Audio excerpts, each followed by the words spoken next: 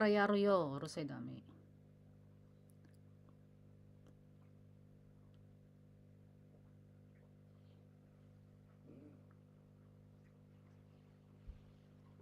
The book of Leviticus, chapter 1. The Lord called to Moses and spoke to him from the tent of meeting. He said, "Speak to the Israelites and say to them, when anyone among you brings an offering to the Lord, bring as your offering an animal from either the herd or the flock. If the offering is a burnt offering from the herd, you are to offer a male without defect. You must present it at the entrance to the tent of meeting, so that it will be acceptable to the Lord. You are to lay your hand on the head of the burnt offering, and it will be accepted on your behalf to make atonement for you. You are to slaughter the young bull before the Lord, and then Aaron's sons, the priest, shall bring the blood and splash it against the sides of the altar at the entrance to the tent of meeting. You are to skin the burnt offering and cut it into pieces. The sons of Aaron, the priests, are to put fire on the altar and arrange wood on the fire. Then Aaron's sons, the priests, shall arrange the pieces, including the head and the fat, on the wood that is burning on the altar.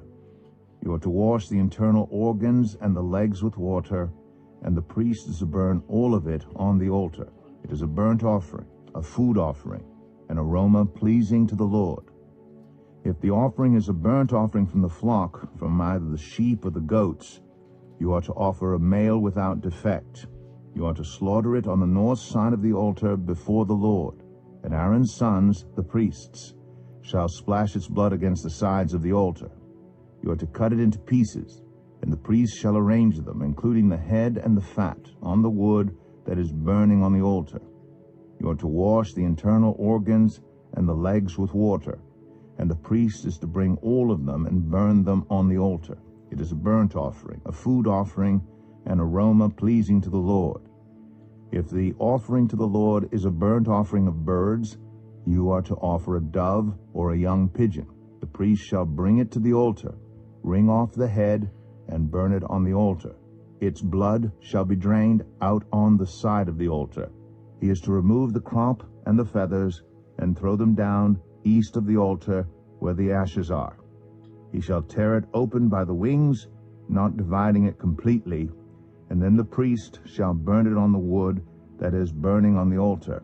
It is a burnt offering, a food offering, an aroma pleasing to the Lord. Leviticus 2. When anyone brings a grain offering to the Lord, their offering is to be of the finest flour. They are to pour olive oil on it, put incense on it, and take it to Aaron's sons, the priests. The priest shall take a handful of the flour and oil, together with all the incense, and burn this as a memorial portion on the altar, a food offering, an aroma pleasing to the Lord. The rest of the grain offering belongs to Aaron and his sons. It is a most holy part of the food offerings presented to the Lord. If you bring a grain offering baked in an oven, it is to consist of the finest flour, either thick loaves made without yeast and with olive oil mixed in, or thin loaves made without yeast and brushed with olive oil. If your grain offering is prepared on a griddle, it is to be made of the finest flour mixed with oil and without yeast. Crumble it and pour oil on it. It is a grain offering. If your grain offering is cooked in a pan, it is to be made of the finest flour and some olive oil. Bring the grain offering made of these things to the Lord. Present it to the priest, who shall take it to the altar. He shall take out the memorial portion from the grain offering and burn it on the altar as a food offering, an aroma pleasing to the grain offering. Belongs to Aaron and his sons. It is a most holy part of the food offerings presented to the Lord. Every grain offering you bring to the Lord must be made without yeast, for you are not to burn any yeast or honey in a food offering presented to the Lord. You may bring them to the Lord as an offering of the first fruits, but they are not to be offered on the altar as a pleasing aroma. Season all your grain offerings with salt. Do not leave the salt of the covenant of your God out of your grain offerings. Add salt to all your offerings. If you bring a grain offering of first fruits to the Lord, offer crushed heads of new grain roasted in the fire. Put oil and incense on it. It is a grain offering. The priest shall burn the memorial portion of the crushed grain and the oil together with all the incense as a food offering presented to the Lord. Leviticus 3. If your offering is a fellowship offering, and you offer an animal from the herd, whether male or female, you are to present before the Lord an animal without defect. You are to lay your hand on the head of your offering and slaughter it at the entrance to the tent of meeting. Then Aaron's sons, the priests, shall splash the blood against the sides of the altar. From the fellowship offering you are to bring a food offering to the Lord, the internal organs and all the fat that is connected to them, both kidneys with the fat on them near the loins, and the long lobe of the liver, which you will remove with the kidneys. Then Aaron's sons are to burn it on the altar on top of the burnt offering that is lying on the burning wood. It is a food offering, an aroma pleasing to the Lord.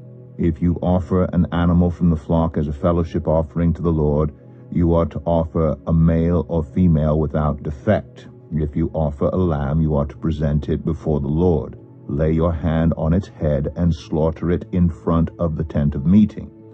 Then Aaron's sons shall splash its blood against the sides of the altar. From the fellowship offering you are to bring a food offering to the Lord, its fat, the entire fat tail cut off close to the backbone, the internal organs and all the fat that is connected to them, both kidneys with the fat on them near the loins, and the long lobe of the liver, which you will remove with the kidneys. The priest shall burn them on the altar as a food offering presented to the Lord. If your offering is a goat, you are to present it before the Lord. Lay your hand on its head and slaughter it in front of the tent of meeting. Then Aaron's sons shall splash its blood against the sides of the altar. From what you offer, you are to present this food offering to the Lord, the internal organs and all the fat that is connected to them, both kidneys with the fat on them near the loins, and the long lobe of the liver, which you will remove with the kidneys. The priest shall burn them on the altar as a food offering, a pleasing aroma. All the fat is the Lord's. This is a lasting ordinance for the generations to come. Wherever you live, you must not eat any fat or any blood. Leviticus 4. The Lord said to Moses, "Say to the Israelites, when anyone sins unintentionally and does what is forbidden in any of the Lord's commands, if the anointed priest sins, bringing guilt on the people, he must bring to the Lord a young bull without defect as a sin offering for the sin he has committed. He is to present the bull at the entrance to the tent of meeting before the Lord. He is to lay his hand on its head and slaughter it there before the Lord. Then the anointed priest shall take some of the bull's blood and carry it into the tent of meeting. He is to dip his finger into the blood and sprinkle some of it 7 times before the Lord in front of the curtain of the sanctuary. The priest shall then put some of the blood on the horns of the altar of fragrant incense that is before the Lord in the tent of meeting. The rest of the bull's blood he shall pour out at the base of the altar of burnt offering at the entrance to the tent of meeting. He shall remove all the fat from the bull of the sin offering, all the fat that is connected to the internal organs, both kidneys with the fat on them near the loins, and the long lobe of the liver, which he will remove with the kidneys, just as the fat is removed from the ox sacrificed as a fellowship offering. Then the priest shall burn them on the altar of burnt offering. But the hide of the bull and all its flesh, as well as the head and legs, the internal organs and the intestines, that is, all the rest of the bull, he must take outside the camp to a place ceremonially clean, where the ashes are thrown, and burn it there in a wood fire on the ash heap. If the whole Israelite community sins unintentionally and does what is forbidden in any of the Lord's commands, even though the community is unaware of the matter, when they realize their guilt, and the sin they committed becomes known, the assembly must bring a young bull as a sin offering and present it before the tent of meeting. The elders of the community are to lay their hands on the bull's head before the Lord, and the bull shall be slaughtered before the Lord. Then the anointed priest is to take some of the bull's blood into the tent of meeting. He shall dip his finger into the blood and sprinkle it before the Lord 7 times in front of the curtain. He is to put some of the blood on the horns of the altar that is before the Lord in the tent of meeting. The rest of the blood he shall pour out at the base of the altar of burnt offering at the entrance to the tent of meeting. He shall remove all the fat from it and burn it on the altar, and do with this bull just as he did with the bull for the sin offering. In this way the priest will make atonement for the community, and they will be forgiven. Then he shall take the bull outside the camp and burn it as he burned the first bull. This is the sin offering for the community. When a leader sins unintentionally and does what is forbidden in any of the commands of the Lord his God, when he realizes his guilt and the sin he has committed becomes known, he must bring as his offering a male goat without defect. He is to lay his hand on the goat's head and slaughter it at the place where the burnt offering is slaughtered before the Lord. It is a sin offering. Then the priest shall take some of the blood of the sin offering with his finger and put it on the horns of the altar of burnt offering, and pour out the rest of the blood at the base of the altar. He shall burn all the fat on the altar as he burned the fat of the fellowship offering. In this way the priest will make atonement for the leader's sin, and he will be forgiven. If any member of the community sins unintentionally and does what is forbidden in any of the Lord's commands, when they realize their guilt and the sin they have committed becomes known, they must bring as their offering for the sin they committed a female goat without defect. They are to lay their hand on the head of the sin offering and slaughter it at the place of the burnt offering. Then the priest is to take some of the blood with his finger and put it on the horns of the altar of burnt offering, and pour out the rest of the blood at the base of the altar. They shall remove all the fat, just as the fat is removed from the fellowship offering, and the priest shall burn it on the altar as an aroma pleasing to the Lord. In this way the priest will make atonement for them, and they will be forgiven. If someone brings a lamb as their sin offering, they are to bring a female without defect. They are to lay their hand on its head and slaughter it for a sin offering at the place where the burnt offering is slaughtered.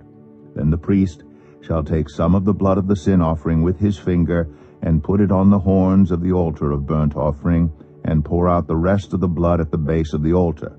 They shall remove all the fat, just as the fat is removed from the lamb of the fellowship offering, and the priest shall burn it on the altar on top of the food offerings presented to the Lord. In this way the priest shall make atonement for them for the sin they have committed, and they will be forgiven. Leviticus 5.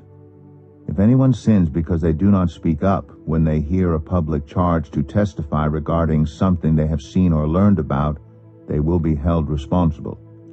If anyone becomes aware that they are guilty, if they unwittingly touch anything ceremonially unclean, whether the carcass of an unclean animal, wild or domestic, or of any unclean creature that moves along the ground, and they are unaware that they have become unclean, but then they come to realize their guilt, or if they touch human uncleanness, anything that would make them unclean, even though they are unaware of it, but then they learn of it and realize their guilt, or if anyone thoughtlessly takes an oath to do anything, whether good or evil, in any matter one might carelessly swear about, even though they are unaware of it, but then they learn of it and realize their guilt. When anyone becomes aware that they are guilty in any of these matters, they must confess in what way they have sinned. As a penalty for the sin they have committed, they must bring to the Lord a female lamb or goat from the flock as a sin offering, and the priest shall make atonement for them for their sin.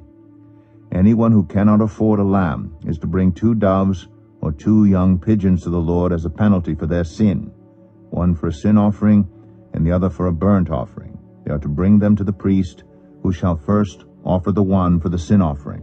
He is to wring its head from its neck, not dividing it completely, and is to splash some of the blood of the sin offering against the side of the altar. The rest of the blood must be drained out at the base of the altar. It is a sin offering. The priest shall then offer the other as a burnt offering in the prescribed way, and make atonement for them for the sin they have committed, and they will be forgiven. If, however, they cannot afford 2 doves or 2 young pigeons, they are to bring as an offering for their sin 1/10 of an ephah of the finest flour for a sin offering. They must not put olive oil or incense on it, because it is a sin offering. They are to bring it to the priest, who shall take a handful of it as a memorial portion and burn it on the altar on top of the food offerings presented to the Lord. It is a sin offering. In this way the priest will make atonement for them for any of these sins they have committed, and they will be forgiven. The rest of the offering will belong to the priest, as in the case of the grain offering. The Lord said to Moses, "When anyone is unfaithful to the Lord by sinning unintentionally in regard to any of the Lord's holy things, they are to bring to the Lord as a penalty a ram from the flock, one without defect, and of the proper value in silver, according to the sanctuary shekel. It is a guilt offering. They must make restitution for what they have failed to do in regard to the holy things, pay an additional penalty of a fifth of its value, and give it all to the priest. The priest will make atonement for them with the ram as a guilt offering, and they will be forgiven. If anyone sins and does what is forbidden in any of the Lord's commands, even though they do not know it, they are guilty and will be held responsible. They are to bring to the priest as a guilt offering a ram from the flock, one without defect and of the proper value. In this way the priest will make atonement for them for the wrong they have committed unintentionally, and they will be forgiven. It is a guilt offering. They have been guilty of wrongdoing against the Lord." Leviticus 6.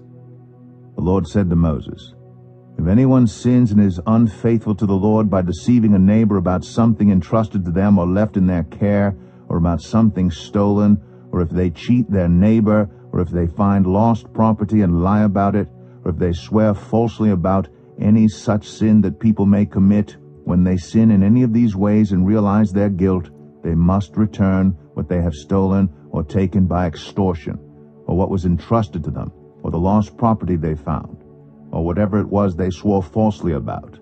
They must make restitution in full, and add a fifth of the value to it, and give it all to the owner on the day they present their guilt offering. And as a penalty, they must bring to the priest, that is, to the Lord, their guilt offering, a ram from the flock, one without defect, and of the proper value. In this way the priest will make atonement for them before the Lord, and they will be forgiven for any of the things they did that made them guilty." The Lord said to Moses, "Give Aaron and his sons this command. These are the regulations for the burnt offering. The burnt offering is to remain on the altar hearth throughout the night, till morning, and the fire must be kept burning on the altar. The priest shall then put on his linen clothes, with linen undergarments next to his body, and shall remove the ashes of the burnt offering that the fire has consumed on the altar, and place them beside the altar. Then he is to take off these clothes and put on others, and carry the ashes outside the camp to a place that is ceremonially clean. The fire on the altar must be kept burning. It must not go out. Every morning the priest is to add firewood and arrange the burnt offering on the fire, and burn the fat of the fellowship offerings on it. The fire must be kept burning on the altar continuously. It must not go out. These are the regulations for the grain offering. Aaron's sons are to bring it before the Lord in front of the altar. The priest is to take a handful of the finest flour and some olive oil together, offering on the fire, and burn the fat of the fellowship offerings on it. The fire must be kept burning on the altar continuously. It must not go out. These are the regulations for the grain offering. Aaron's sons are to bring it before the Lord in front of the altar. The priest is to take a handful of the finest flour and some olive oil together, offering on the fire, and burn the fat of the fellowship offerings on it.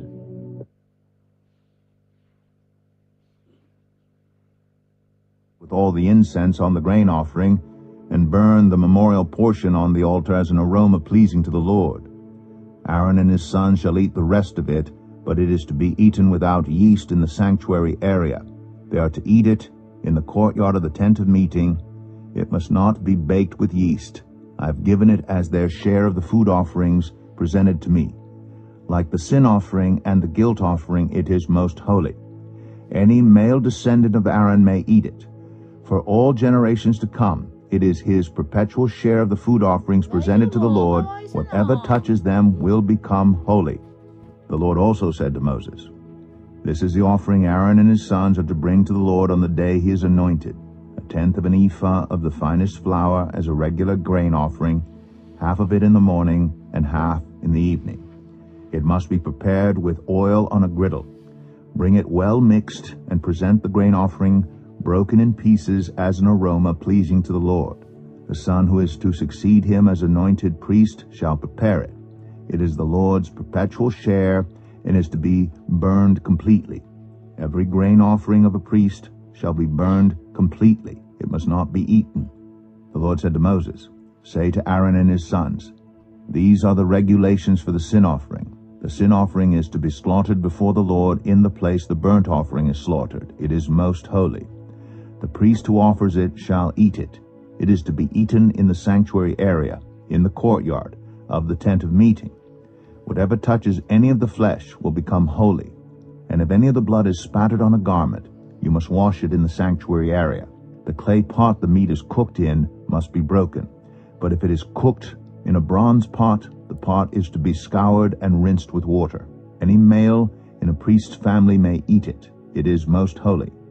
But any sin offering whose blood is brought into the tent of meeting to make atonement in the holy place must not be eaten. It must be burned up." Leviticus 7. These are the regulations for the guilt offering, which is most holy. The guilt offering is to be slaughtered in the place where the burnt offering is slaughtered, and its blood is to be splashed against the sides of the altar. All its fat shall be offered, the fat tail and the fat that covers the internal organs, both kidneys with the fat on them near the loins, and the long lobe of the liver, which is to be removed with the kidneys. The priest shall burn them on the altar as a food offering presented to the Lord. It is a guilt offering. Any male in a priest's family may eat it, but it must be eaten in the sanctuary area. It is most holy. The same law applies to both the sin offering and the guilt offering. They belong to the priest who makes atonement with them. The priest who offers a burnt offering for anyone may keep its hide for himself.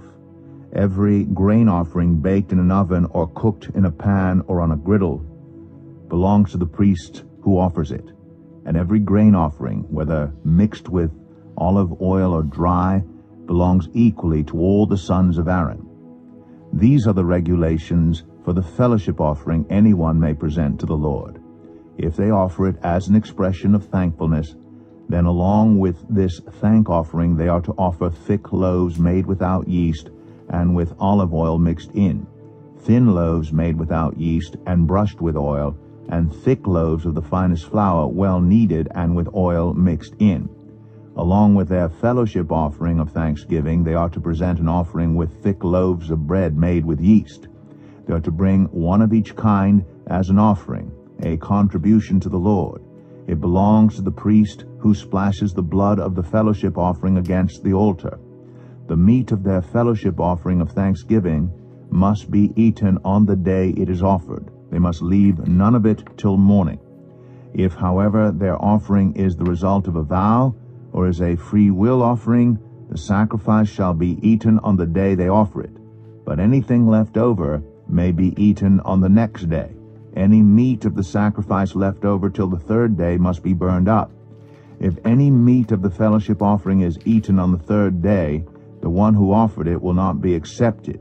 It will not be reckoned to their credit, for it has become impure.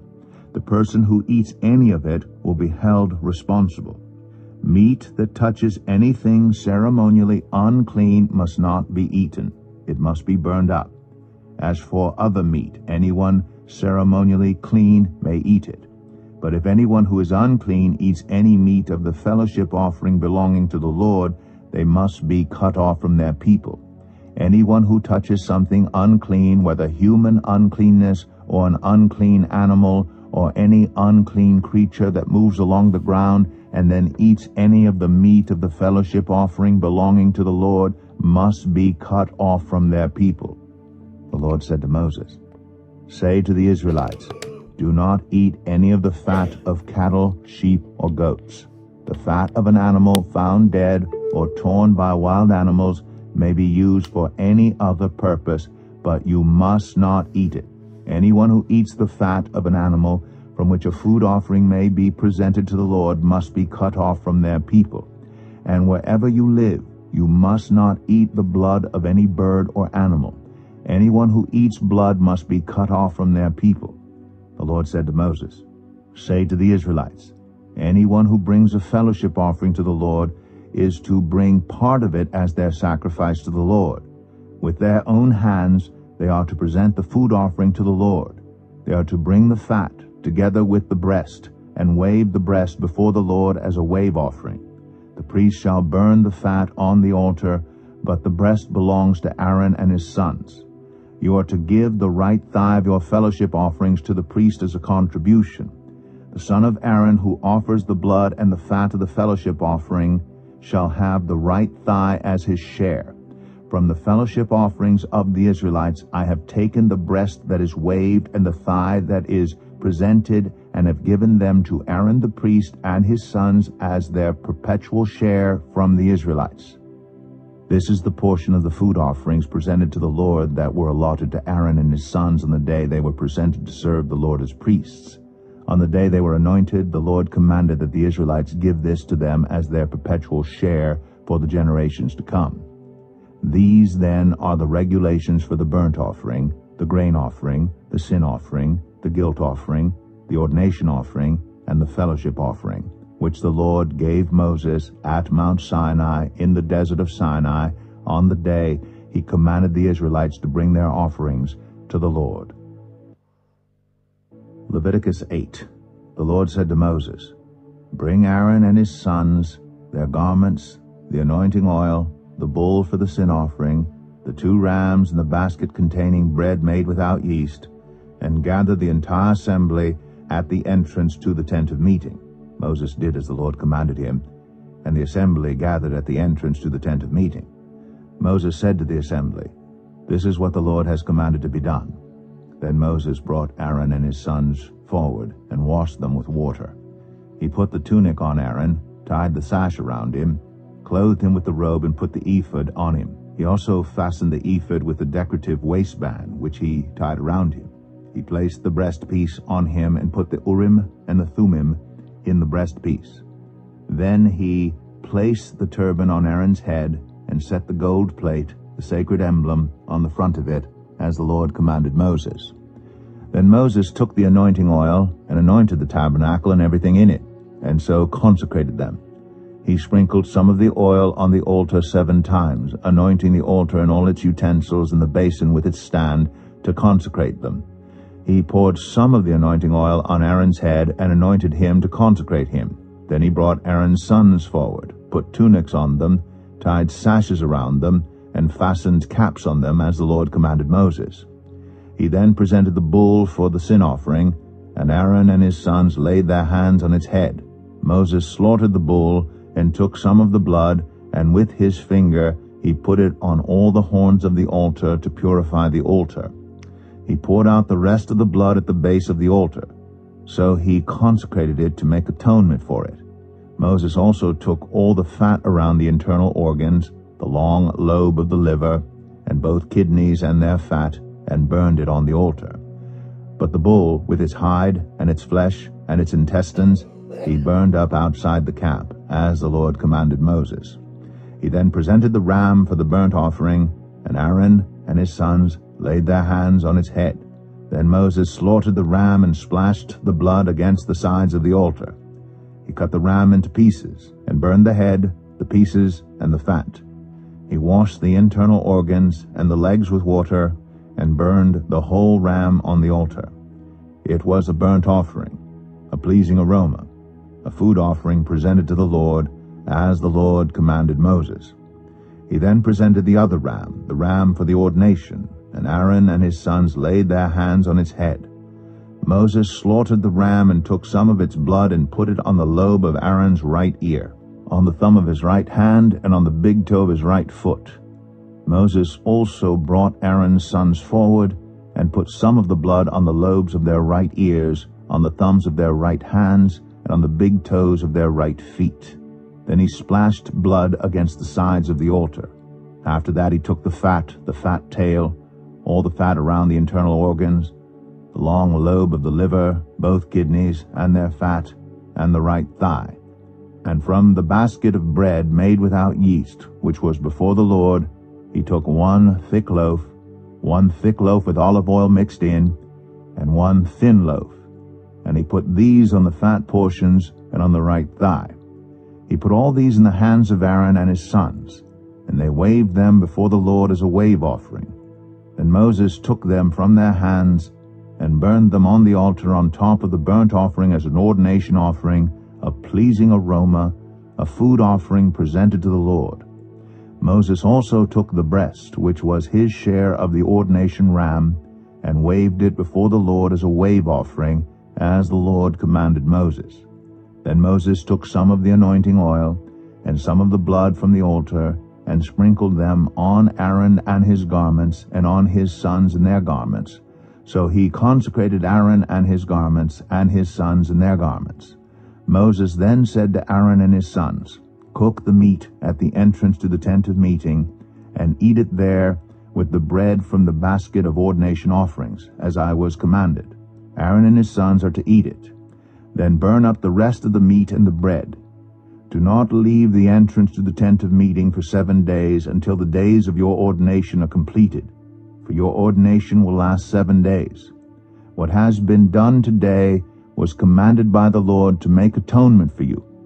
You must stay at the entrance to the tent of meeting day and night for 7 days and do what the Lord requires, so you will not die, for that is what I have been commanded." So Aaron and his sons did everything the Lord commanded through Moses. Leviticus 9. On the 8th day Moses summoned Aaron and his sons and the elders of Israel. He said to Aaron, "Take a bull calf for your sin offering, and a ram for your burnt offering, both without defect, and present them before the Lord. Then say to the Israelites, Take a male goat for a sin offering, a calf and a lamb, both a year old and without defect, for a burnt offering, and an ox and a ram for a fellowship offering to sacrifice before the Lord, together with the grain offering mixed with olive oil. For today the Lord will appear to you." They took the things Moses commanded to the front of the tent of meeting, and the entire assembly came near and stood before the Lord. Then Moses said, "This is what the Lord has commanded you to do, so that the glory of the Lord may appear to you." Moses said to Aaron, "Come to the altar and sacrifice your sin offering and your burnt offering, and make atonement for yourself and the people. Sacrifice the offering that is for the people, and make atonement for them, as the Lord has commanded." So Aaron came to the altar and slaughtered the calf as a sin offering for himself. His sons brought the blood to him, and he dipped his finger into the blood and put it on the horns of the altar. The rest of the blood he poured out at the base of the altar. On the altar he burned the fat, the kidneys, and the long lobe of the liver from the sin offering, as the Lord commanded Moses. The flesh and the hide he burned up outside the camp. Then he slaughtered the burnt offering. His sons handed him the blood, and he splashed it against the sides of the altar. They handed him the burnt offering piece by piece, including the head, and he burned them on the altar. He washed the internal organs and the legs, and burned them on top of the burnt offering on the altar. Aaron then brought the offering that was for the people. He took the goat for the people's sin offering, and slaughtered it, and offered it for a sin offering as he did with the first one. He brought the burnt offering and offered it in the prescribed way. He also brought the grain offering, took a handful of it, and burned it on the altar in addition to the morning's burnt offering. He slaughtered the ox and the ram as the fellowship offering for the people. His sons handed him the blood, and he splashed it against the sides of the altar. But the fat portions of the ox and the ram, the fat tail, the layer of fat, the kidneys, and the long lobe of the liver, these they laid on the breasts, and then Aaron burned the fat on the altar. Aaron waved the breasts and the right thigh before the Lord as a wave offering, as Moses commanded. Then Aaron lifted his hands toward the people and blessed them. And having sacrificed the sin offering, the burnt offering, and the fellowship offering, he stepped down. Moses and Aaron then went into the tent of meeting. When they came out, they blessed the people. And the glory of the Lord appeared to all the people. Fire came out from the presence of the Lord and consumed the burnt offering and the fat portions on the altar. And when all the people saw it, they shouted for joy and fell face down. Leviticus 10. Aaron's sons, Nadab and Abihu, took their censers, put fire in them, and added incense. And they offered unauthorized fire before the Lord, contrary to his command. So fire came out from the presence of the Lord and consumed them, and they died before the Lord. Moses then said to Aaron, "This is what the Lord spoke of when he said, 'Among those who approach me I will be proved holy. In the sight of all the people I will be honored.'" Aaron remained silent. Moses summoned Mishael and Elzaphan, sons of Aaron's uncle Uzziel, and said to them, "Come here, carry your cousins outside the camp, away from the front of the sanctuary." So they came and carried them, still in their tunics, outside the camp, as Moses ordered. Then Moses said to Aaron and his sons Eleazar and Ithamar, "Do not let your hair become unkempt, and do not tear your clothes, or you will die, and the Lord will be angry with the whole community. But your relatives, all the Israelites, may mourn for those the Lord has destroyed by fire. Do not leave the entrance to the tent of meeting, or you will die, because the Lord's anointing oil is on you." So they did as Moses said. And then the Lord said to Aaron, "You and your sons are not to drink wine or other fermented drink whenever you go into the tent of meeting, or you will die.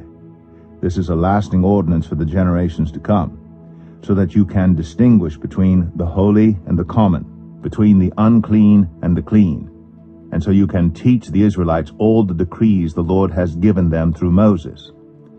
Moses said to Aaron and his remaining sons Eleazar and Ithamar, "Take the grain offering left over from the food offerings, prepared without yeast, and present it to the Lord, and eat it beside the altar, for it is most holy. Eat it in the sanctuary area, because it is your share and your son's share of the food offerings presented to the Lord, for so I have been commanded. But you and your sons and your daughters may eat the breast that was waved and the thigh that was presented. Eat them in a ceremonially clean place. They have been given to you and your children as your share of the Israelites' fellowship offerings. The thigh that was presented and the breast that was waved must be brought with the fat portions of the food offerings, to be waved before the Lord as a wave offering. This will be the perpetual share for you and your children, as the Lord has commanded." When Moses inquired about the goat of the sin offering and found that it had been burned up, he was angry with Eleazar and Ithamar, Aaron's remaining sons, and asked, "Why didn't you eat the sin offering in the sanctuary area? It is most holy. It was given to you to take away the guilt of the community by making atonement for them before the Lord. Since its blood was not taken into the holy place, you should have eaten the goat in the sanctuary area as I commanded." Aaron replied to Moses, "Today they sacrifice their sin offering and their burnt offering before the Lord, but such things as this have happened to me. Would the Lord have been pleased if I had eaten the sin offering today?" When Moses heard this, he was satisfied. Leviticus 11. The Lord said to Moses and Aaron, "Say to the Israelites, of all the animals that live on land, these are the ones you may eat. You may eat any animal that has a divided hoof and that chews the cud. There are some that only chew the cud or only have a divided hoof, but you must not eat them. The camel, though it chews the cud, does not have a divided hoof. It is ceremonially unclean for you. The hyrax, though it chews the cud, does not have a divided hoof. It is unclean for you. The rabbit, though it chews the cud, does not have a divided hoof. It is unclean for you. And the pig, though it has a divided hoof, does not chew the cud. It is unclean for you.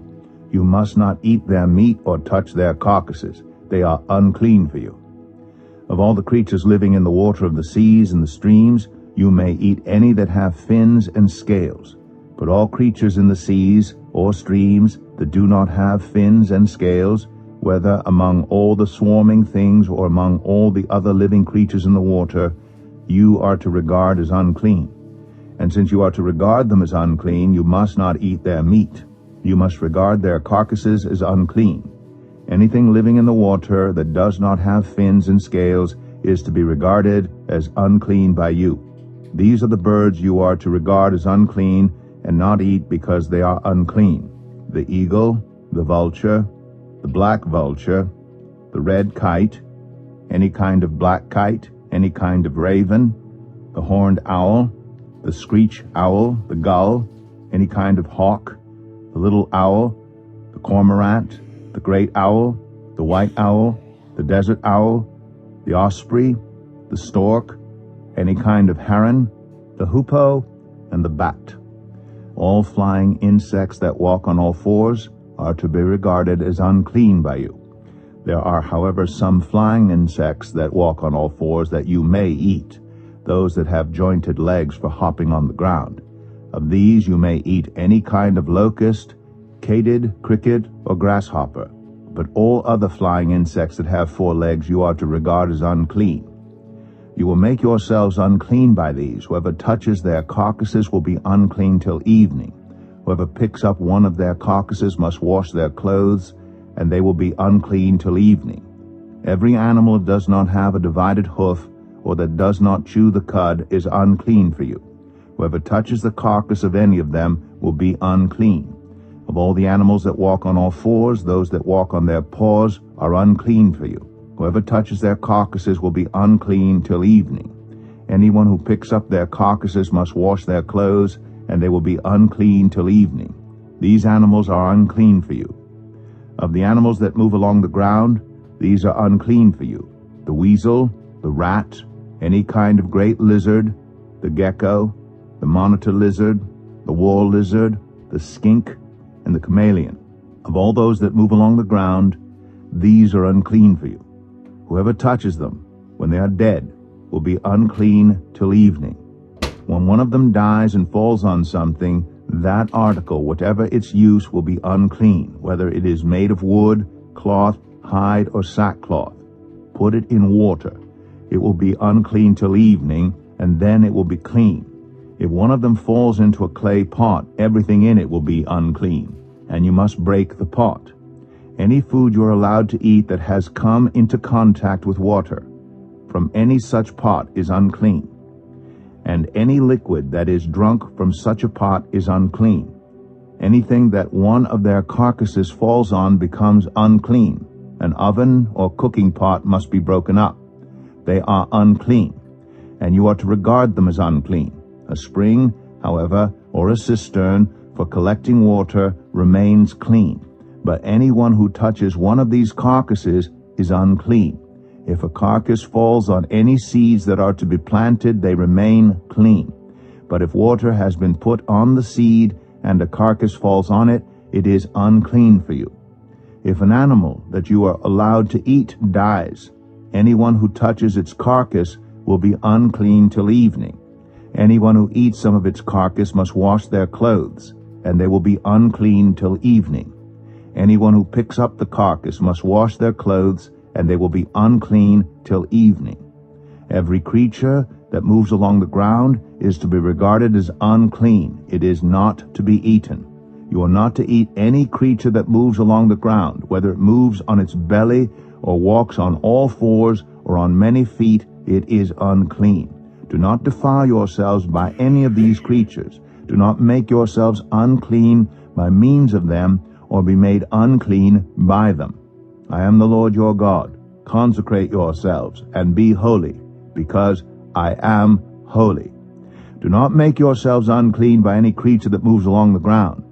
I am the Lord, who brought you up out of Egypt to be your God. Therefore be holy, because I am holy. These are the regulations concerning animals, birds, every living thing that moves about in the water, and every creature that moves along the ground. You must distinguish between the unclean and the clean, between living creatures that may be eaten and those that may not be eaten. Leviticus 12. The Lord said to Moses, "Say to the Israelites, a woman who becomes pregnant and gives birth to a son will be ceremonially unclean for 7 days, just as she is unclean during her monthly period. On the 8th day the boy is to be circumcised. Then the woman must wait 33 days to be purified from her bleeding. She must not touch anything sacred or go to the sanctuary until the days of her purification are over. If she gives birth to a daughter for 2 weeks, the woman will be unclean as during her period. Then she must wait 66 days to be purified from her bleeding. When the days of her purification for a son or daughter are over, she is to bring to the priest at the entrance to the tent of meeting a year-old lamb for a burnt offering, and a young pigeon or a dove for a sin offering. He shall offer them before the Lord to make atonement for her, and then she will be ceremonially clean from her flow of blood. These are the regulations for the woman who gives birth to a boy or a girl. If she cannot afford a lamb, she is to bring 2 doves or 2 young pigeons, one for a burnt offering and the other for a sin offering. In this way, the priest will make atonement for her, and she will be clean. Leviticus 13. The Lord said to Moses and Aaron, "When anyone has a swelling or a rash or a shiny spot on their skin that may be a defiling skin disease, they must be brought to Aaron the priest or to one of his sons who is a priest. The priest is to examine the sore on the skin, and if the hair on the sore has turned white and the sore appears to be more than skin deep, it is a defiling skin disease. When the priest examines that person, he shall pronounce them ceremonially unclean. If the shiny spot on the skin is white, but does not appear to be more than skin deep, and the hair in it has not turned white, the priest is to isolate the affected person for 7 days. On the 7th day the priest is to examine them, and if he sees that the sore is unchanged and has not spread in the skin, he is to isolate them for another 7 days. On the 7th day the priest is to examine them again, and if the sore has faded and has not spread in the skin, the priest shall pronounce them clean. It is only a rash. They must wash their clothes, and they will be clean. But if the rash does spread in their skin after they have shown themselves to the priest to be pronounced clean, they must appear before the priest again. The priest is to examine that person, and if the rash has spread in the skin, he shall pronounce them unclean. It is a defiling skin disease. When anyone has a defiling skin disease, they must be brought to the priest. The priest is to examine them, and if there is a white swelling in the skin that has turned the hair white, and if there is raw flesh in the swelling, it is a chronic skin disease, and the priest shall pronounce them unclean. He is not to isolate them because they are already unclean. If the disease breaks out all over their skin, and, so far as the priest can see, it covers all the skin of the affected person from head to foot, the priest is to examine them, and if the disease has covered their whole body, he shall pronounce them clean. Since it has all turned white, they are clean. But whenever raw flesh appears on them, they will be unclean. When the priest sees the raw flesh, he shall pronounce them unclean. The raw flesh is unclean. They have a defiling disease. If the raw flesh changes and turns white, they must go to the priest. The priest is to examine them, and if the sores have turned white, the priest shall pronounce the affected person clean. Then they will be clean. When someone has a boil on their skin and it heals, and in the place where the boil was, a white swelling or reddish-white spot appears, they must present themselves to the priest.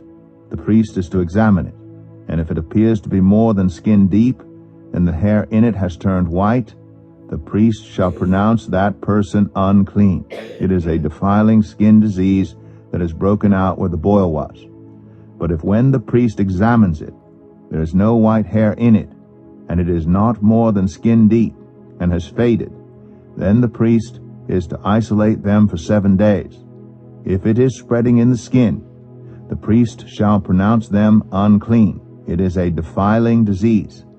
But if the spot is unchanged and has not spread, it is only a scar from the boil, and the priest shall pronounce them clean.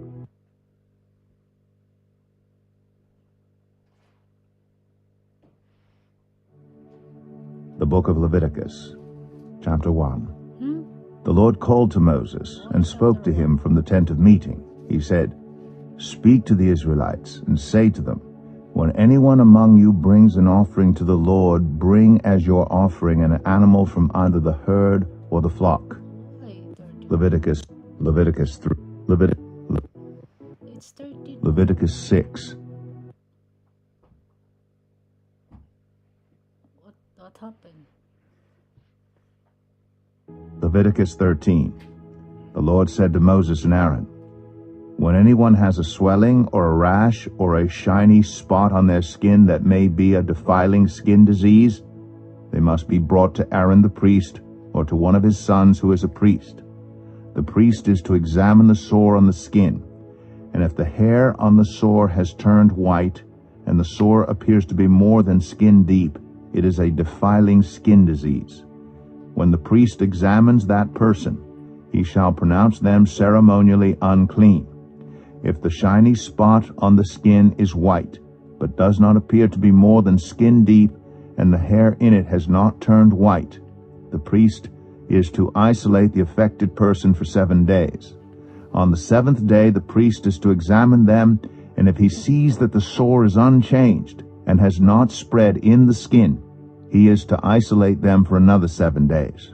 On the 7th day the priest is to examine them again, and if the sore has faded and has not spread in the skin, the priest shall pronounce them clean. It is only a rash. They must wash their clothes, and they will be clean. But if the rash does spread in their skin after they have shown themselves to the priest to be pronounced clean, they must appear before the priest again. The priest is to examine that person, and if the rash has spread in the skin, he shall pronounce them unclean. It is a defiling skin disease. When anyone has a defiling skin disease, they must be brought to the priest. The priest is to examine them, and if there is a white swelling in the skin that has turned the hair white, and if there is raw flesh in the swelling, it is a chronic skin disease, and the priest shall pronounce them unclean. He is not to isolate them because they are already unclean. If the disease breaks out all over their skin, and, so far as the priest can see, it covers all the skin of the affected person from head to foot, the priest is to examine them, and if the disease has covered their whole body, he shall pronounce them clean. Since it has all turned white, they are clean. But whenever raw flesh appears on them, they will be unclean. When the priest sees the raw flesh, he shall pronounce them unclean. The raw flesh is unclean. They have a defiling disease. If the raw flesh changes and turns white, they must go to the priest. The priest is to examine them, and if the sores have turned white, the priest shall pronounce the affected person clean. Then they will be clean. When someone has a boil on their skin and it heals, and in the place where the boil was, a white swelling or reddish-white spot appears, they must present themselves to the priest. The priest is to examine it, and if it appears to be more than skin deep, and the hair in it has turned white, the priest shall pronounce that person unclean. It is a defiling skin disease that has broken out where the boil was. But if when the priest examines it, there is no white hair in it, and it is not more than skin deep, and has faded, then the priest is to isolate them for 7 days. If it is spreading in the skin, the priest shall pronounce them unclean. It is a defiling disease. But if the spot is unchanged and has not spread, it is only a scar from the boil, and the priest shall pronounce them clean. When someone has a burn on their skin, and a reddish-white or white spot appears in the raw flesh of the burn, the priest is to examine the spot, and if the hair in it has turned white, and it appears to be more than skin deep, it is a defiling disease that has broken out in the burn. The priest shall pronounce them unclean. It is a defiling skin disease. But if the priest examines it, and there is no white hair in the spot, and if it is not more than skin deep, and has faded, then the priest is to isolate them for 7 days. On the 7th day the priest is to examine that person, and if it is spreading in the skin, the priest shall pronounce them unclean. It is a defiling skin disease. If, however, the spot is unchanged and has not spread in the skin but has faded, it is a swelling from the burn, and the priest shall pronounce them clean. It is only a scar from the burn. If a man or woman has a sore on their head or chin, the priest is to examine the sore, and if it appears to be more than skin deep, and the hair in it is yellow and thin, the priest shall pronounce them unclean. It is a defiling skin disease on the head or chin. But if when the priest examines the sore, it does not seem to be more than skin deep, and there is no black hair in it, then the priest is to isolate the affected person for 7 days. On the 7th day the priest is to examine the sore, and if it has not spread and there is no yellow hair in it, and it does not appear to be more than skin deep, then the man or woman must shave themselves except for the affected area, and the priest is to keep them isolated another 7 days. On the 7th day the priest is to examine the sore, and if it has not spread in the skin and appears to be no more than skin deep, the priest shall pronounce them clean. They must wash their clothes, and they will be clean. But if the sore does spread in the skin after they are pronounced clean, the priest is to examine them. And if he finds that the sore has spread in the skin, he does not need to look for yellow hair. They are unclean. If, however, the sore is unchanged, so far as the priest can see, and if black hair has not grown in it, the affected person is healed. They are clean, and the priest shall pronounce them clean. When a man or woman has white spots on the skin, the priest is to examine them. And if the spots are dull white, it is a harmless rash that has broken out on the skin. They are clean. A man who has lost his hair and is bald is clean. If he has lost his hair from the front of his scalp and has a bald forehead, he is clean. But if he has a reddish-white sore on his bald head or forehead, it is a defiling disease breaking out on his head or forehead.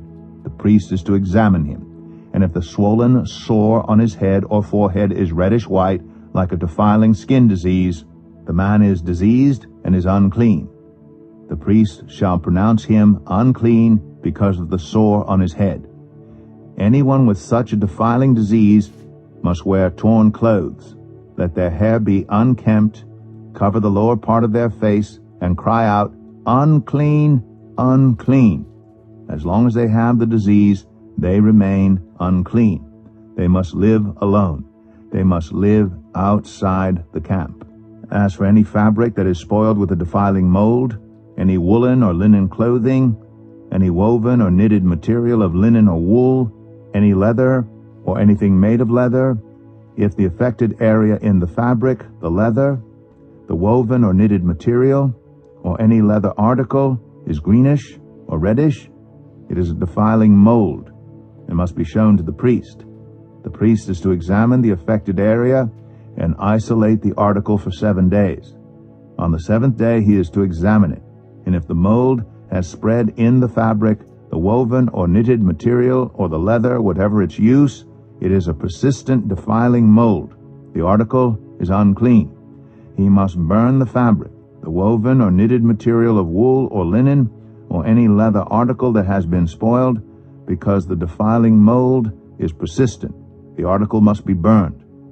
But if when the priest examines it, the mold has not spread in the fabric, the woven or knitted material, or the leather article, he shall order that the spoiled article be washed.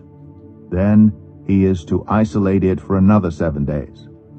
After the article has been washed, the priest is to examine it again. And if the mold has not changed its appearance, even though it has not spread, it is unclean. Burn it, no matter which side of the fabric has been spoiled. If when the priest examines it, the mold has faded after the article has been washed, he is to tear the spoiled part out of the fabric, the leather, or the woven or knitted material. But if it reappears in the fabric, in the woven or knitted material, or in the leather article, it is a spreading mold. Whatever has the mold must be burned. Any fabric, woven or knitted material, or any leather article that has been washed and is rid of the mold must be washed again. Then it will be clean.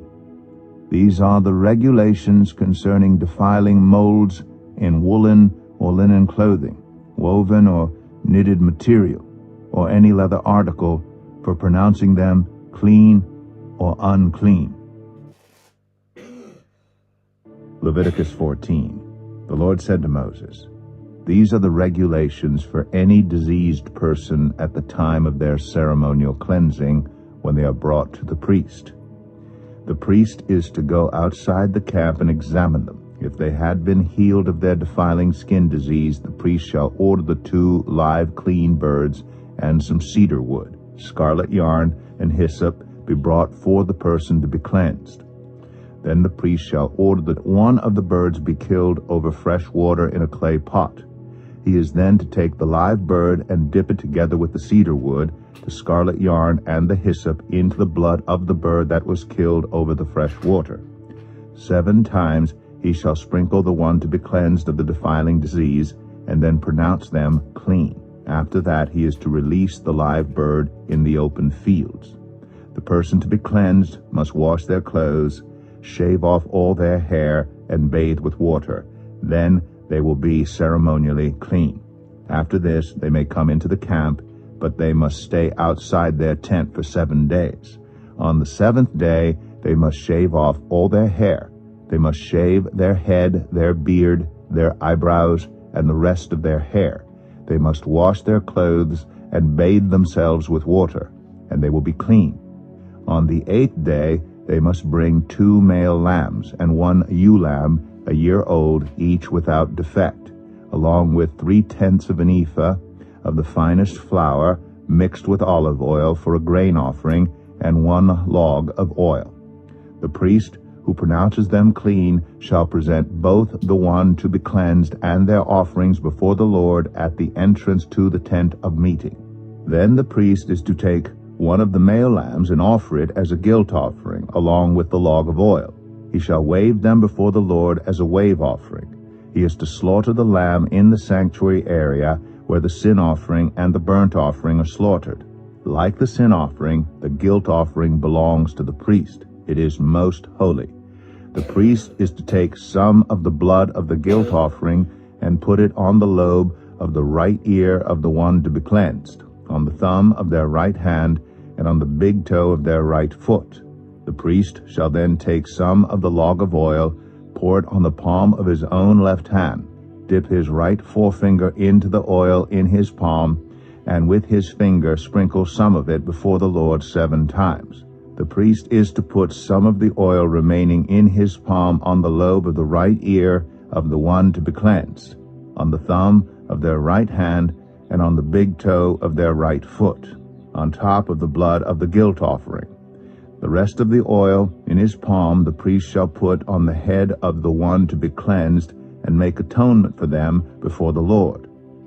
Then the priest is to sacrifice the sin offering and make atonement for the one to be cleansed from their uncleanness. After that, the priest shall slaughter the burnt offering and offer it on the altar together with the grain offering and make atonement for them, and they will be clean.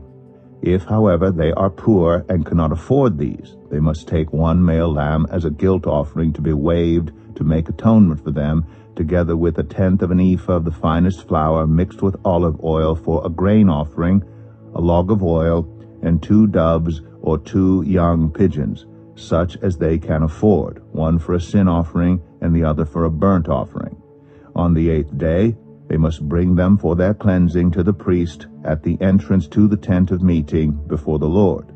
The priest is to take the lamb for the guilt offering, together with the log of oil, and wave them before the Lord as a wave offering.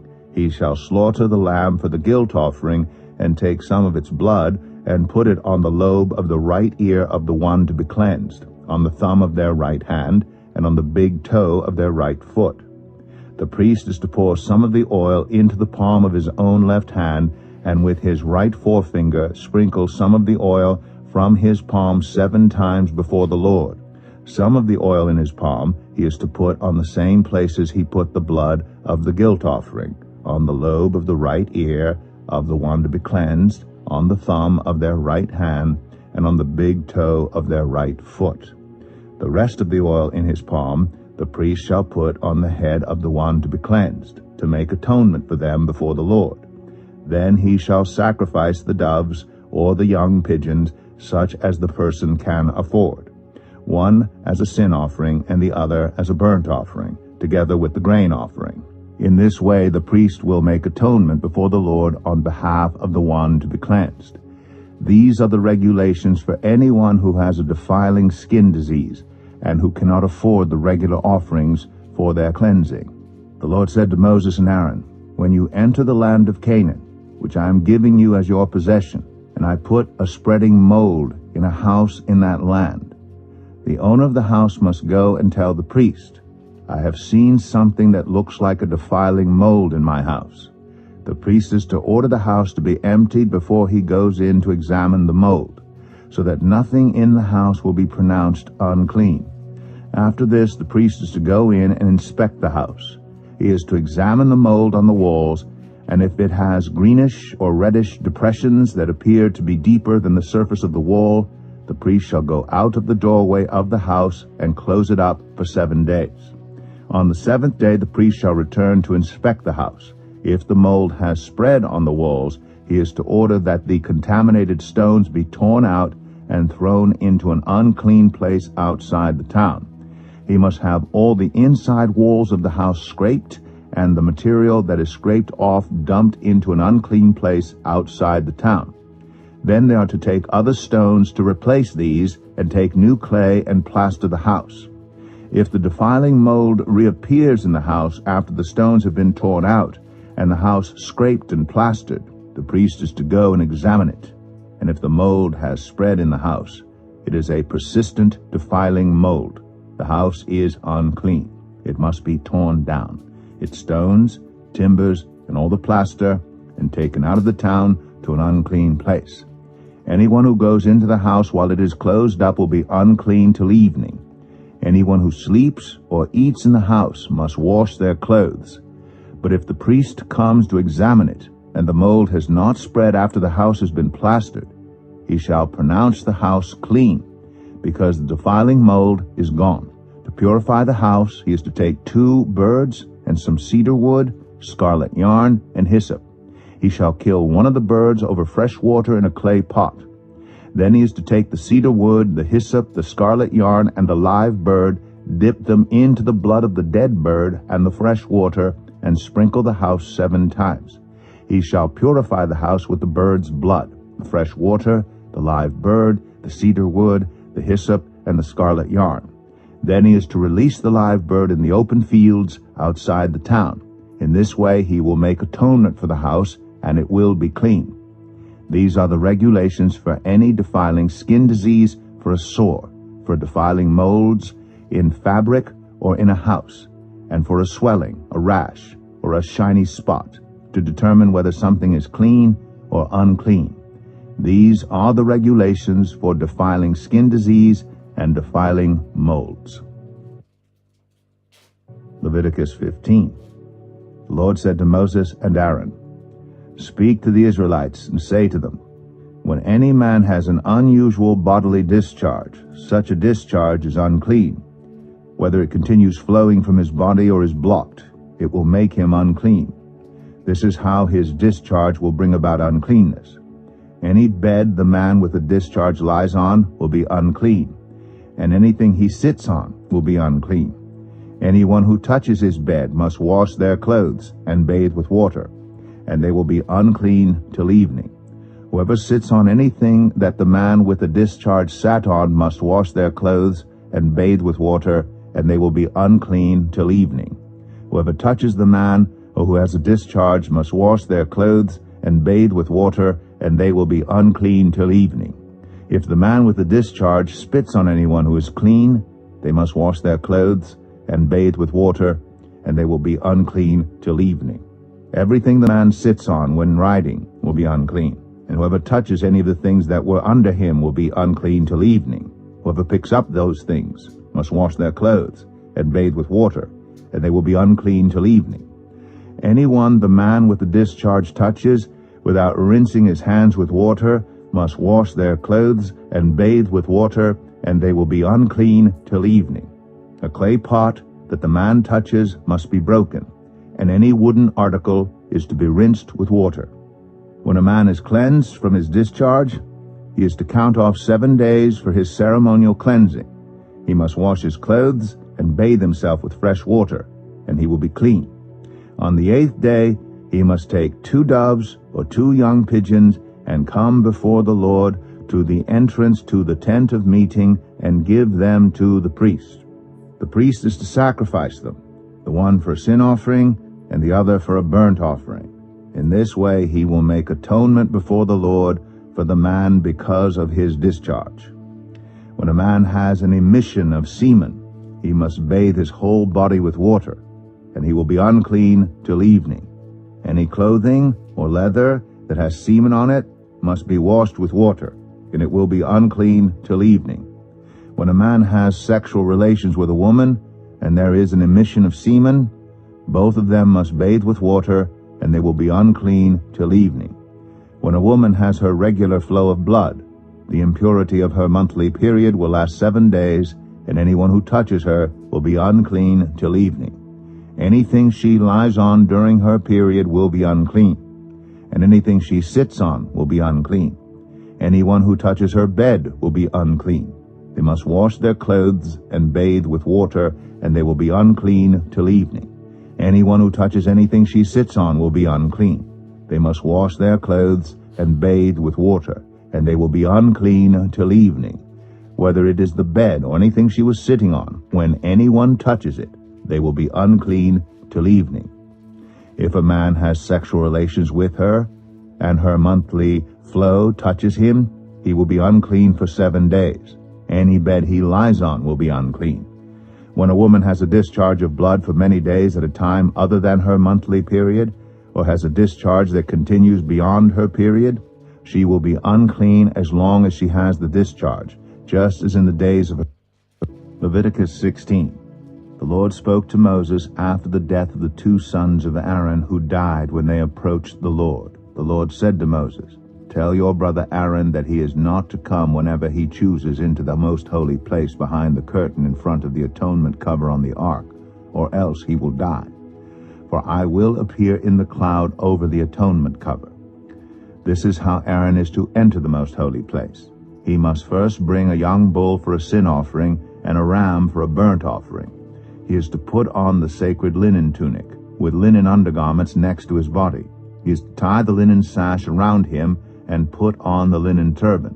These are sacred garments, so he must bathe himself with water before he puts them on. From the Israelite community he is to take 2 male goats for a sin offering and a ram for a burnt offering. Aaron is to offer the bull for his own sin offering to make atonement for himself and his household. Then he is to take the 2 goats and present them before the Lord at the entrance to the tent of meeting. He is to cast lots for the 2 goats, 1 lot for the Lord and the other for the scapegoat. Aaron shall bring the goat whose lot falls to the Lord and sacrifice it for a sin offering. But the goat chosen by lot as the scapegoat shall be presented alive before the Lord to be used for making atonement by sending it into the wilderness as a scapegoat. Aaron shall bring the bull for his own sin offering to make atonement for himself and his household. And he is to slaughter the bull for his own sin offering. He is to take a censer full of burning coals from the altar before the Lord, and 2 handfuls of finely ground fragrant incense, and take them behind the curtain.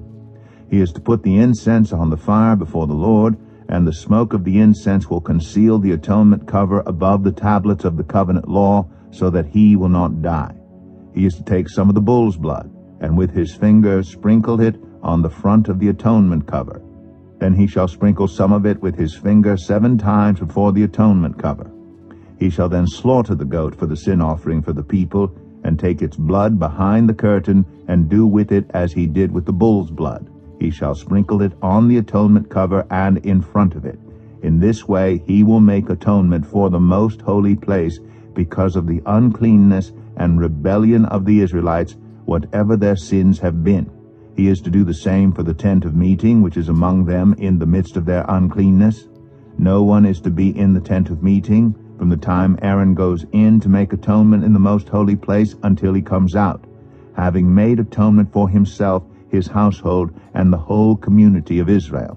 Then he shall come out to the altar, that is, before the Lord, and make atonement for it. He shall take some of the bull's blood and some of the goat's blood, and put it on all the horns of the altar. He shall sprinkle some of the blood on it with his finger 7 times to cleanse it and to consecrate it from the uncleanness of the Israelites. When Aaron has finished making atonement for the most holy place, the tent of meeting, and the altar, he shall bring forward the live goat. He is to lay both hands on the head of the live goat and confess over it all the wickedness and rebellion of the Israelites, all their sins, and put them on the goat's head. He shall send the goat away into the wilderness in the care of someone appointed for the task. The goat will carry on itself all their sins to a remote place, and the man shall release it in the wilderness. Then Aaron is to go into the tent of meeting, and take off the linen garments he put on before he entered the most holy place, and he is to leave them there. He shall bathe himself with water in the sanctuary area, and put on his regular garments. Then he shall come out and sacrifice the burnt offering for himself, and the burnt offering for the people, to make atonement for himself and for the people. He shall also burn the fat of the sin offering on the altar. The man who releases the goat as a scapegoat must wash his clothes and bathe himself with water. Afterward he may come into the camp. The bull and the goat for the sin offerings, whose blood was brought into the most holy place to make atonement, must be taken outside the camp. Their hides, flesh, and intestines are to be burned up. The man who burns them must wash his clothes and bathe himself with water. Afterward he may come into the camp. This is to be a lasting ordinance for you. On the 10th day of the 7th month you must deny yourselves and not do any work, whether native-born or a foreigner residing among you, because on this day atonement will be made for you, to cleanse you. Then, before the Lord, you will be clean from all your sins. It is a day of Sabbath rest, and you must deny yourselves. It is a lasting ordinance. The priest who is anointed and ordained to succeed his father as high priest is to make atonement. He is to put on the sacred linen garments and make atonement for the most holy place, for the tent of meeting and the altar, and for the priests and all the members of the community. This is to be a lasting ordinance for you. Atonement is to be made once a year for all the sins of the Israelites. And it was done, as the Lord commanded Moses. Leviticus 17. The Lord said to Moses, "Speak to Aaron and his sons, and to all the Israelites, and say to them, This is what the Lord has commanded. Any Israelite who sacrifices an ox, a lamb, or a goat in the camp or outside of it, instead of bringing it to the entrance to the tent of meeting, to present it as an offering to the Lord in front of the tabernacle of the Lord, that person shall be considered guilty of bloodshed. They have shed blood and must be cut off from their people. This is so the Israelites will bring to the Lord the sacrifices they are now making in the open fields. They must bring them to the priest, that is, to the Lord, at the entrance to the tent of meeting, and sacrifice them as fellowship offerings. The priest is to splash the blood against the altar of the Lord at the entrance to the tent of meeting, and burn the fat as an aroma pleasing to the Lord. They must no longer offer any of their sacrifices to the goat idols, to whom they prostitute themselves. This is to be a lasting ordinance for them, and for the generations to come. Say to them, Any Israelite or any foreigner residing among them who offers a burnt offering or sacrifice and does not bring it to the entrance to the tent of meeting, to sacrifice it to the Lord, must be cut off from the people of Israel. I will set my face against any Israelite or any foreigner residing among them who eats blood, and I will cut them off from the people. For the life of a creature is in the blood, and I have given it to you to make atonement for yourselves on the altar. It is the blood that makes atonement for one's life. Therefore I say to the Israelites, None of you may eat blood, nor may any foreigner residing among you eat blood. Any Israelite or any foreigner residing among you who hunts any animal or bird that may be eaten must drain out the blood and cover it with earth, because the life of every creature is its blood. That is why I have said to the Israelites, You must not eat the blood of any creature, because the life of every creature is its blood. Anyone who eats it must be cut off. Anyone, whether native-born or foreigner, who eats anything found dead or torn by wild animals must wash their clothes and bathe with water, and they will be ceremonially unclean till evening. Then they will be clean. But if they do not wash their clothes and bathe themselves, they will be held responsible. Leviticus 18. The Lord said to Moses, "Speak to the Israelites and say to them, I am the Lord your God.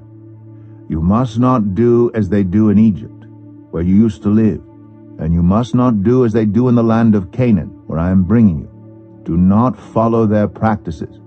You must obey my laws and be careful to follow my decrees. I am the Lord your God. Keep my decrees and laws, for the person who obeys them will live by them. I am the Lord. No one is to approach any close relative to have sexual relations.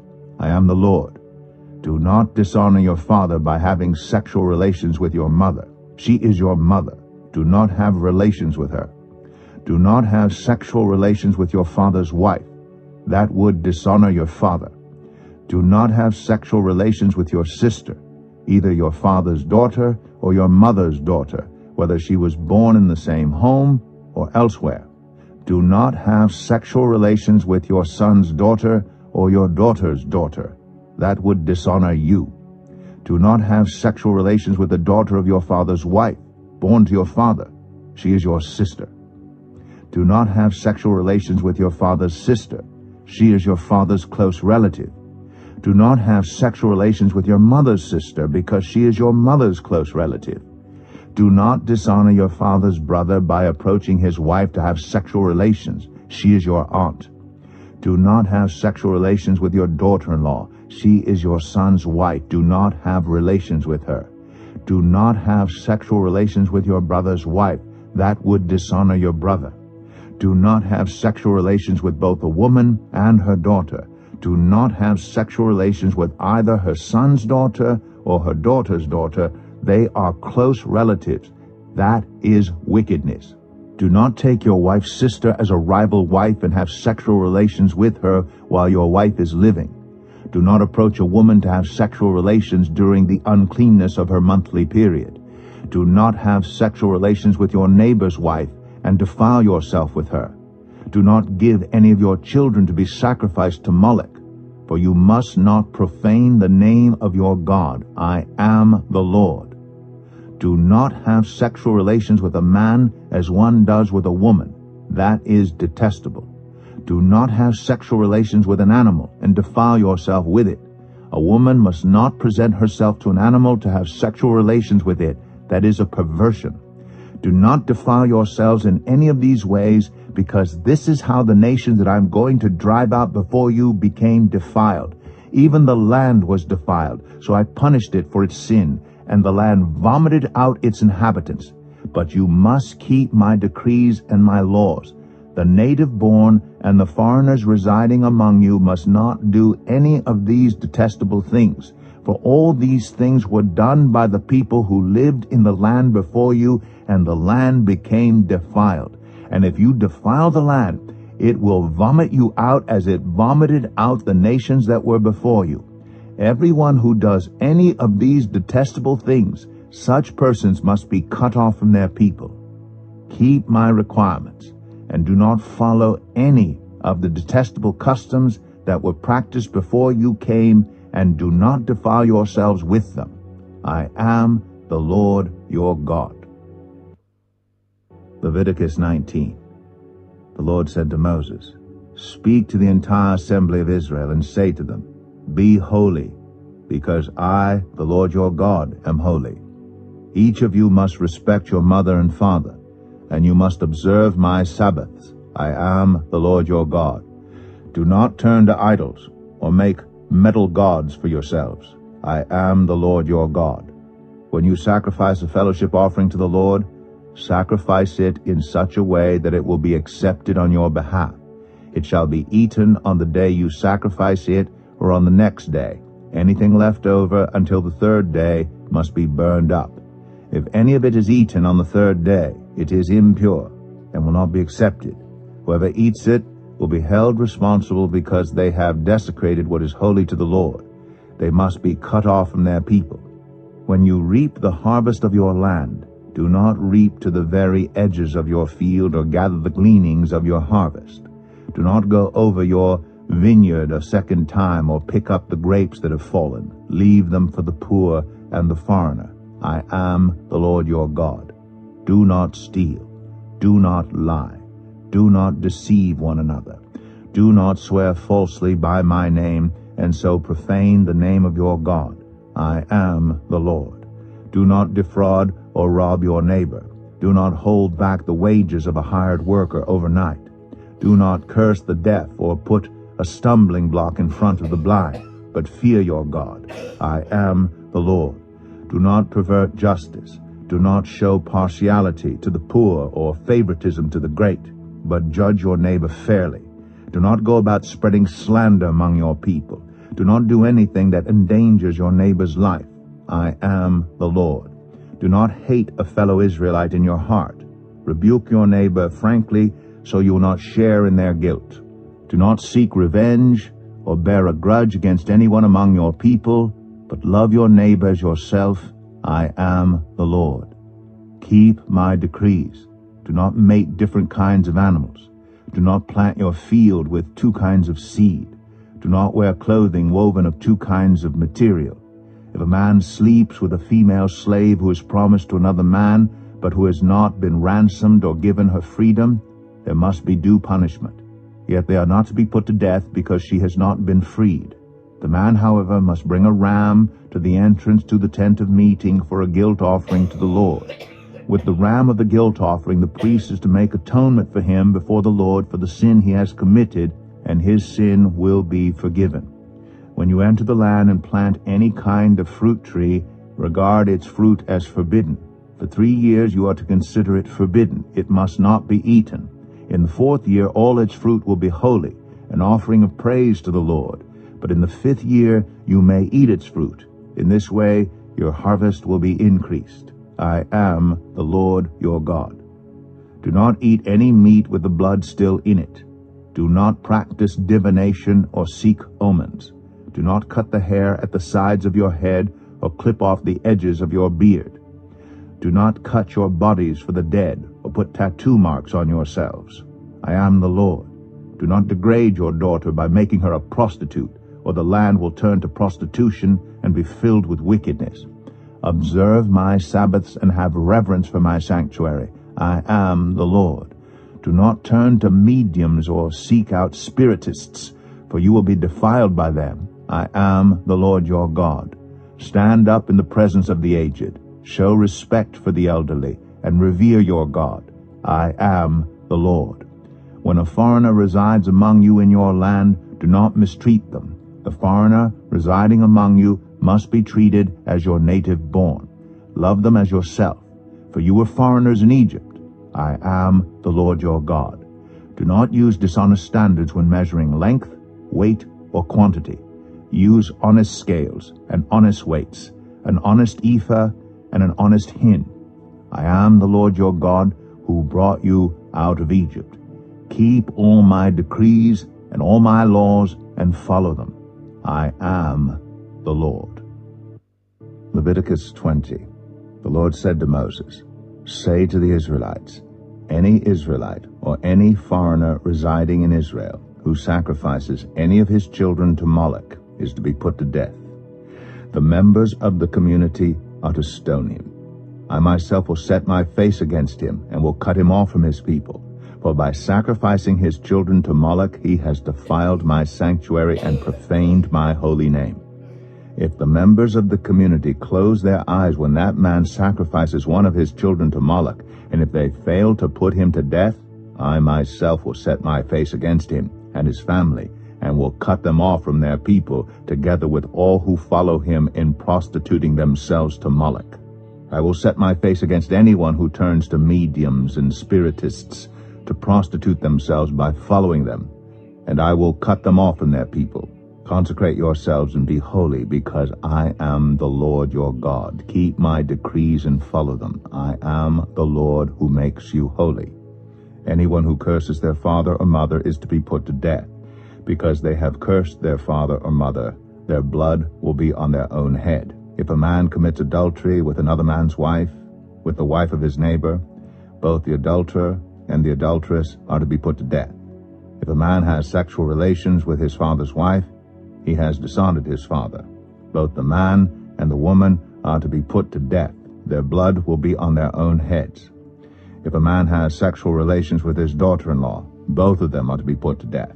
What they have done is a perversion. Their blood will be on their own heads. If a man has sexual relations with a man, as one does with a woman, both of them have done what is detestable. They are to be put to death. Their blood will be on their own heads. If a man marries both a woman and her mother, it is wicked. Both he and they must be burned in the fire, so that no wickedness will be among you. If a man has sexual relations with an animal, he is to be put to death, and you must kill the animal. If a woman approaches an animal to have sexual relations with it, kill both the woman and the animal. They are to be put to death. Their blood will be on their own heads. If a man marries his sister, the daughter of either his father or his mother, and they have sexual relations, it is a disgrace. They are to be publicly removed from their people. He has dishonored his sister and will be held responsible. If a man has sexual relations with a woman during her monthly period, he has exposed the source of her flow, and she has also uncovered it. Both of them are to be cut off from their people. Do not have sexual relations with the sister of either your mother or your father, for that would dishonor a close relative. Both of you would be held responsible. If a man has sexual relations with his aunt, he has dishonored his uncle. They will be held responsible. They will die childless. If a man marries his brother's wife, it is an act of impurity. He has dishonored his brother. They will be childless. Keep all my decrees and laws and follow them, so that the land where I am bringing you to live may not vomit you out. You must not live according to the customs of the nations I am going to drive out before you. Because they did all these things, I abhorred them. But I said to you, you will possess their land. I will give it to you as an inheritance, a land flowing with milk and honey. I am the Lord your God, who has set you apart from the nations. You must therefore make a distinction between clean and unclean animals, and between unclean and clean birds. Do not defile yourselves by any animal or bird or anything that moves along the ground, those that I have set apart as unclean for you. You are to be holy to me, because I, the Lord, am holy, and I have set you apart from the nations to be my own. A man or woman who is a medium or a spiritist among you must be put to death. You are to stone them. Their blood will be on their own heads. Leviticus 21. The Lord said to Moses, Speak to the priests, the sons of Aaron, and say to them, A priest must not make himself ceremonially unclean for any of his people who die, except for a close relative, such as his mother or father, his son or daughter, his brother, or an unmarried sister who is dependent on him since she has no husband. For her he may make himself unclean. He must not make himself unclean for people related to him by marriage, and so defile himself. Priests must not shave their heads, or shave off the edges of their beards, or cut their bodies. They must be holy to their God, and must not profane the name of their God. Because they present the food offerings to the Lord, the food of their God, they are to be holy. They must not marry women defiled by prostitution, or divorced from their husbands, because priests are holy to their God. Regard them as holy, because they offer up the food of your God. Consider them holy, because I, the Lord, am holy, I who make you holy. If a priest's daughter defiles herself by becoming a prostitute, she disgraces her father. She must be burned in the fire. The high priest, the one among his brothers who has had the anointing oil poured on his head and who has been ordained to wear the priestly garments, must not let his hair become unkempt or tear his clothes. He must not enter a place where there is a dead body. He must not make himself unclean, even for his father or mother, nor leave the sanctuary of his God or desecrate it, because he has been dedicated by the anointing oil of his God. I am the Lord. The woman he marries must be a virgin. He must not marry a widow, a divorced woman, or a woman defiled by prostitution, but only a virgin from his own people, so that he will not defile his offspring among his people. I am the Lord who makes him holy. The Lord said to Moses, Say to Aaron, For the generations to come, none of your descendants who has a defect may come near to offer the food of his God. No man who has any defect may come near. No man who is blind or lame, disfigured or deformed, no man with a crippled foot or hand, or who is a hunchback or a dwarf, or who has any eye defect, or who has festering or running sores or damaged testicles. No descendant of Aaron the priest who has any defect is to come near to present the food offerings to the Lord. He has a defect. He must not come near to offer the food of his God. He may eat the most holy food of his God, as well as the holy food. Yet because of his defect, he must not go near the curtain or approach the altar and so desecrate my sanctuary. I am the Lord who makes them holy. So Moses told this to Aaron and his sons, and to all the Israelites. Leviticus 22. The Lord said to Moses, Tell Aaron and his sons to treat with respect the sacred offerings the Israelites consecrate to me, so they will not profane my holy name. I am the Lord. Say to them, For the generations to come, if any of your descendants is ceremonially unclean and yet comes near the sacred offerings that the Israelites consecrate to the Lord, that person must be cut off from my presence. I am the Lord. If a descendant of Aaron has a defiling skin disease or a bodily discharge, he may not eat the sacred offerings until he is cleansed. He will also be unclean if he touches something defiled by a corpse or by anyone who has an emission of semen, or if he touches any crawling thing that makes him unclean, or any person who makes him unclean, whatever the uncleanness may be. The one who touches any such thing will be unclean till evening. He must not eat any of the sacred offerings unless he has bathed himself with water. When the sun goes down, he will be clean, and after that he may eat the sacred offerings, for they are his food. He must not eat anything found dead or torn by wild animals, and so become unclean through it. I am the Lord. The priests are to perform my service in such a way that they do not become guilty and die, for treating it with contempt. I am the Lord who makes them holy. No one outside a priest's family may eat the sacred offerings, nor may the guest of a priest or his hired worker eat it. But if a priest buys a slave with money, or if slaves are born in his household, they may eat his food. If a priest's daughter marries anyone other than a priest, she may not eat any of the sacred contributions.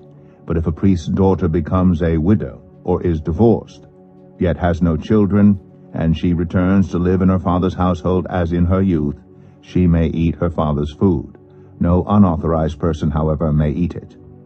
Anyone who eats a sacred offering by mistake must make restitution to the priest for the offering and add a fifth of the value to it. The priests must not desecrate the sacred offerings the Israelites present to the Lord by allowing them to eat the sacred offerings and so bring upon them guilt requiring payment. I am the Lord who makes them holy. The Lord said to Moses, Speak to Aaron and his sons and to all the Israelites, and say to them, If any of you, whether an Israelite or a foreigner residing in Israel, presents a gift for a burnt offering to the Lord, either to fulfill a vow or as a freewill offering, you must present a male without defect from the cattle, sheep, or goats, in order that it may be accepted on your behalf. Do not bring anything with a defect, because it will not be accepted on your behalf. When anyone brings from the herd or flock a fellowship offering to the Lord to fulfill a special vow, or as a free will offering, it must be without defect or blemish to be acceptable. Do not offer to the Lord the blind, the injured, or the maimed, or anything with warts or festering or running sores. Do not place any of these on the altar as a food offering presented to the Lord. You may, however, present as a freewill offering an ox or a sheep that is deformed or stunted, but it will not be accepted in fulfillment of a vow. You must not offer to the Lord an animal whose testicles are bruised, crushed, torn, or cut. You must not do this in your own land, and you must not accept such animals from the hand of a foreigner and offer them as the food of your God. They will not be accepted on your behalf, because they are deformed and have defects. The Lord said to Moses, when a calf, a lamb, or a goat is born, it is to remain with its mother for 7 days. From the 8th day on, it will be acceptable as a food offering presented to the Lord. Do not slaughter a cow or a sheep and its young on the same day. When you sacrifice a thank offering to the Lord, sacrifice it in such a way that it will be accepted on your behalf. It must be eaten that same day. Leave none of it till morning. I am the Lord. Keep my commands and follow them. I am the Lord. Do not profane my holy name, for I must be acknowledged as holy by the Israelites. I am the Lord, who made you holy and who brought you out of Egypt to be your God. I am the Lord. Leviticus 23. The Lord said to Moses, speak to the Israelites and say to them, these are my appointed festivals, the appointed festivals of the Lord, which you are to proclaim as sacred assemblies. There are 6 days when you may work, but the 7th day is a day of Sabbath rest, a day of sacred assembly. You are not to do any work. Wherever you live, it is a Sabbath to the Lord. These are the Lord's appointed festivals. The sacred assemblies you are to proclaim at their appointed times. The Lord's Passover begins at twilight on the 14th day of the 1st month.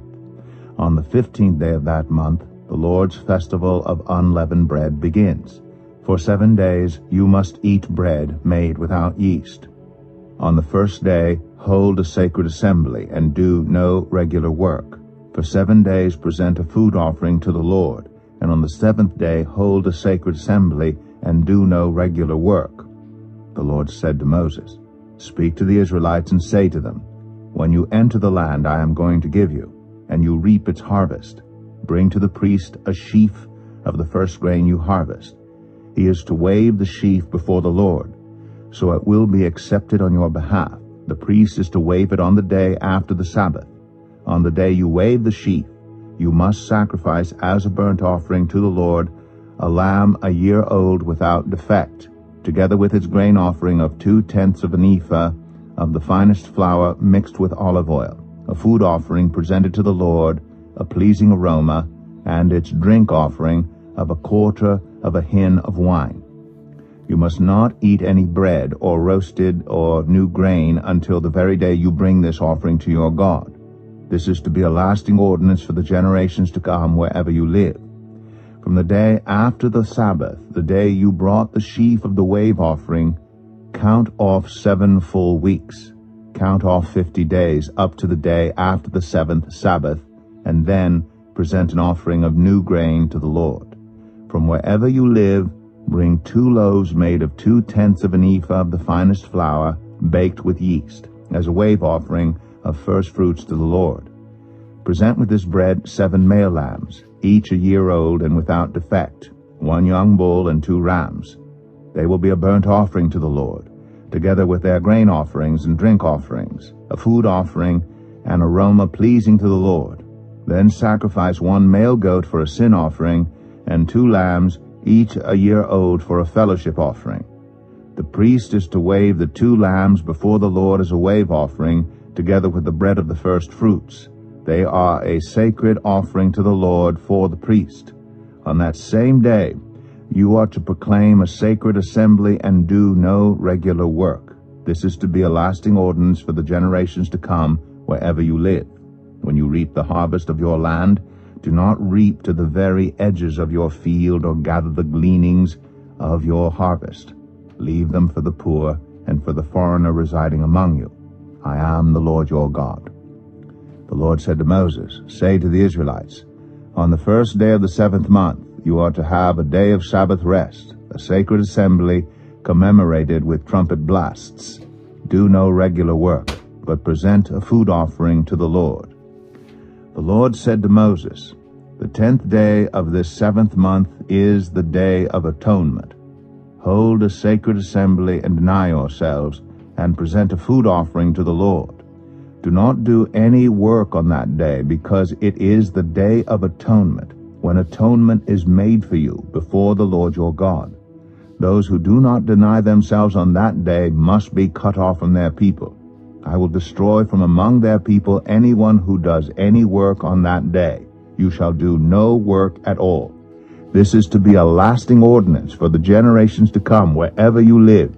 It is a day of Sabbath rest for you, and you must deny yourselves. From the evening of the 9th day of the month until the following evening, you are to observe your Sabbath. The Lord said to Moses, "Say to the Israelites, on the 15th day of the 7th month, the Lord's festival of tabernacles begins, and it lasts for 7 days. The first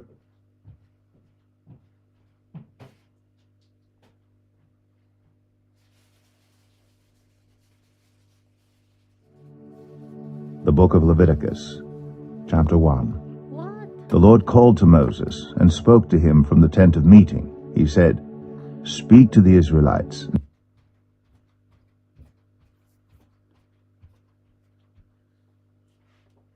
Leviticus 23. The Lord said to Moses, "Speak to the Israelites and say to them, These are my appointed festivals, the appointed festivals of the Lord, which you are to proclaim as sacred assemblies. There are 6 days when you may work, but the 7th day is a day of Sabbath rest, a day of sacred assembly. You are not to do any work. Wherever you live, it is a Sabbath to the Lord. These are the Lord's appointed festivals, the sacred assemblies you are to proclaim at their appointed times. The Lord's Passover begins at twilight on the 14th day of the first month. On the 15th day of that month, the Lord's festival of unleavened bread begins. For 7 days you must eat bread made without yeast. On the first day hold a sacred assembly and do no regular work. For 7 days present a food offering to the Lord, and on the 7th day hold a sacred assembly and do no regular work. The Lord said to Moses, "Speak to the Israelites and say to them, When you enter the land I am going to give you, and you reap its harvest, bring to the priest a sheaf of the first grain you harvest. He is to wave the sheaf before the Lord, so it will be accepted on your behalf. The priest is to wave it on the day after the Sabbath. On the day you wave the sheaf, you must sacrifice as a burnt offering to the Lord a lamb a year old without defect, together with its grain offering of 2/10 of an ephah of the finest flour mixed with olive oil, a food offering presented to the Lord, a pleasing aroma, and its drink offering of 1/4 of a hin of wine. You must not eat any bread or roasted or new grain until the very day you bring this offering to your God. This is to be a lasting ordinance for the generations to come wherever you live. From the day after the Sabbath, the day you brought the sheaf of the wave offering, count off 7 full weeks. Count off 50 days up to the day after the 7th Sabbath, and then present an offering of new grain to the Lord. From wherever you live, bring 2 loaves made of 2/10 of an ephah of the finest flour, baked with yeast, as a wave offering of first fruits to the Lord. Present with this bread 7 male lambs, each a year old and without defect, 1 young bull and 2 rams. They will be a burnt offering to the Lord, together with their grain offerings and drink offerings, a food offering, an aroma pleasing to the Lord. Then sacrifice 1 male goat for a sin offering, and 2 lambs, each a year old, for a fellowship offering. The priest is to wave the 2 lambs before the Lord as a wave offering, together with the bread of the first fruits. They are a sacred offering to the Lord for the priest. On that same day, you are to proclaim a sacred assembly and do no regular work. This is to be a lasting ordinance for the generations to come wherever you live.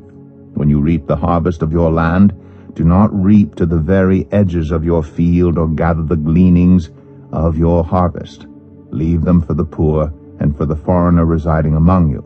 I am the Lord your God."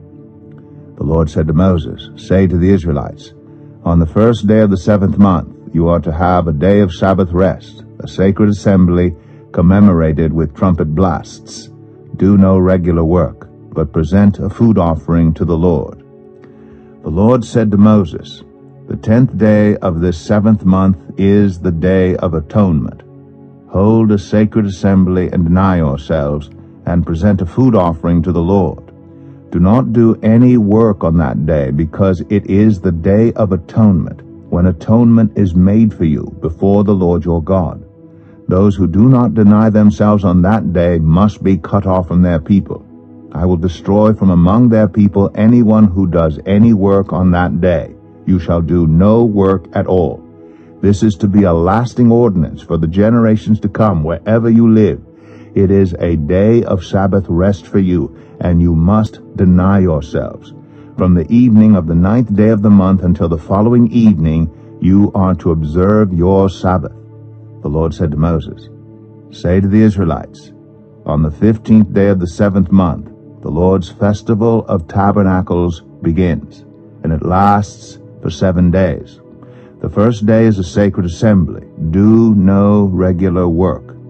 For 7 days present food offerings to the Lord, and on the 8th day hold a sacred assembly, and present a food offering to the Lord.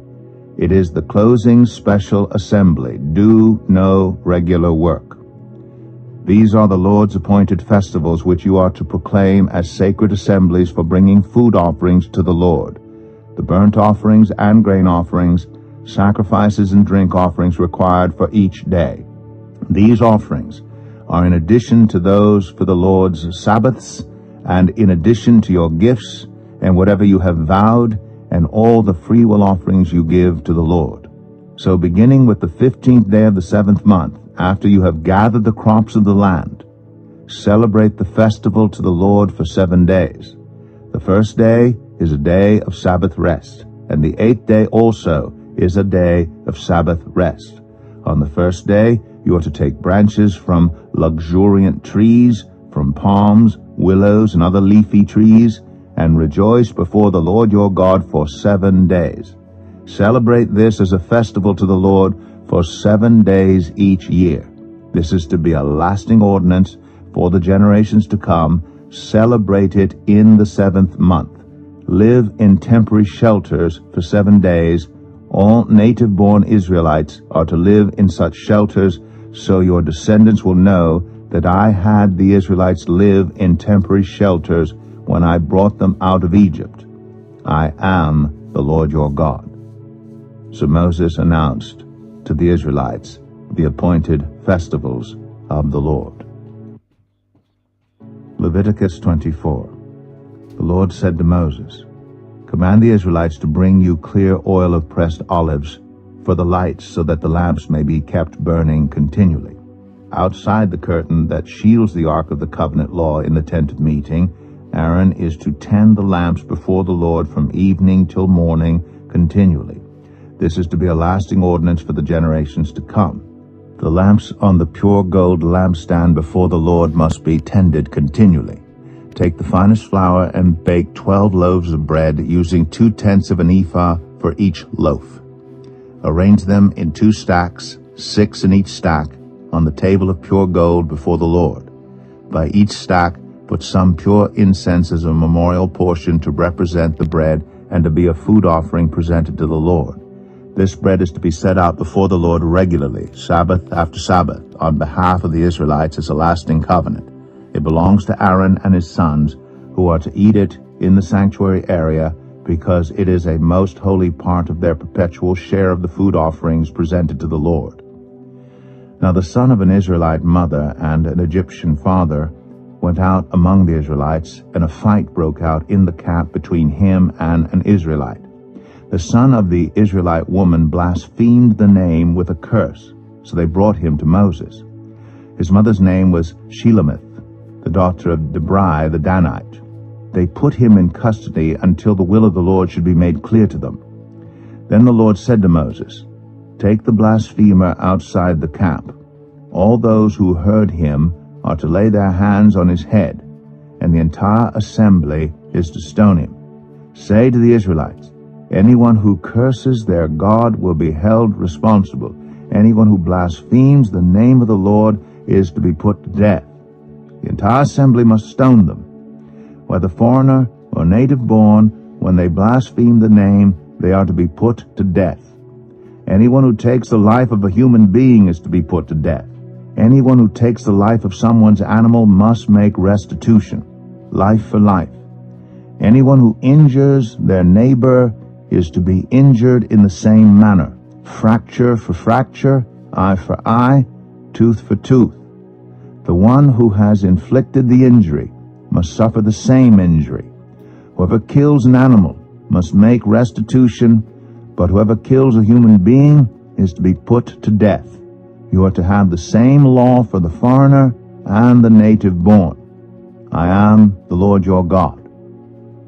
Then Moses spoke to the Israelites, and they took the blasphemer outside the camp and stoned him. The Israelites did as the Lord commanded Moses.